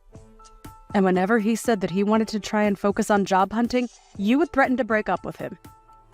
And my brother, being the kind boy that he is, agreed to go along with the wedding plan so that he didn't disappoint you. I just wanted a husband who was always going to put me first, and I thought that this would be a good way to test him. I didn't want a husband who didn't even have time for a relationship because he was too busy working like you. Well, you probably could have thought of a better way to go about that. Because if Sam doesn't have a job, then you're not going to be able to be a housewife like you always wanted to be. Please, you can't do this. Please, don't take away your brother's job like this. I promise that I apologize to you for everything that I've said up to now. I really didn't realize what I was doing at all. I only want to marry your brother. Is that really so bad? Haven't you already done enough to ruin my actual wedding? Can't you just leave things as they are and let Sam and I get married in peace without any more drama? Are you really trying to pin all of this on me right now? Let's not forget that you were the one who ran to me and punched me, okay? You overreacted by several miles, and now you're going to try and pin something that is entirely your fault on me. You seriously need to wake up. Just shut up, you old hag. You don't know what you're talking about at all. You're ruining my life. You're literally the reason my wedding is falling apart, and you need to do something to fix it right now. I'm really serious. I don't care how serious you are. I am not going to change my mind. And nothing you say is going to change that at all. Now, if you'll excuse me, I have to go to the police station and file a report against you. So I'll be quite busy with that. Wait, what? What do you mean you have to go to the police to file a report against me? What does that even mean? Well, it means that since you assaulted me, I have a right to report you to the police for what you did to me. Do you understand? I go to the police. I tell them that I've been assaulted. I say that it was you, and then they arrest you and look into the incident. Does that make sense? But wait, you can't be serious about this, right? I mean, you're my sister-in-law. I didn't mean for things to happen like this, but please, we're about to be family, so there's no point in doing this. You don't need to go this far, Hilda. It was just a little joke, that's all. It certainly didn't feel like a joke when you punched me in the gut. And I have no intention of forgiving you for what you did to me either. We are going to take this to the court and solve this like adults. So you're really going to sue me then? You're really going to have me arrested too? You know that I wasn't serious about the punch. Please, haven't you already done enough? Why do you have to go this far? If you think that I'm buying a word that you're saying, you're dead wrong. Why don't you just own up to what you did like an adult? If I admit what I did was wrong, will you let me go? Well, now you're just admitting that the only reason you would apologize would be to let go. But it's way too late for that. Of course it's not too late. Don't say that. Please. All I want to do is get married. You don't have to do this. I didn't even do anything to you. I just got a little carried away. I would say that you were more than a little carried away. I mean, you literally hit me. Well, I guess I did technically hit you, yes? Well, there you have it. And I'm afraid that as long as he's with you, I want nothing to do with my brother either. Please, I really didn't know about any of this at all. I had no idea that you were the president of Sam's company, and I had no idea that you could just take the offer away from him like that. Well, it's all very true. But even if it wasn't, it still wouldn't make what you did okay in the slightest. You realize that, don't you? Especially after the shock you gave to everyone over what you did. Shock? What do you mean? What did I do? Who did I shock? Well, all of our relatives there who saw you punch me for one. But I didn't think that anyone was looking at me when I did that. You didn't think that people at a wedding weren't staring at the bride the entire time? You really are more stupid than I ever thought possible.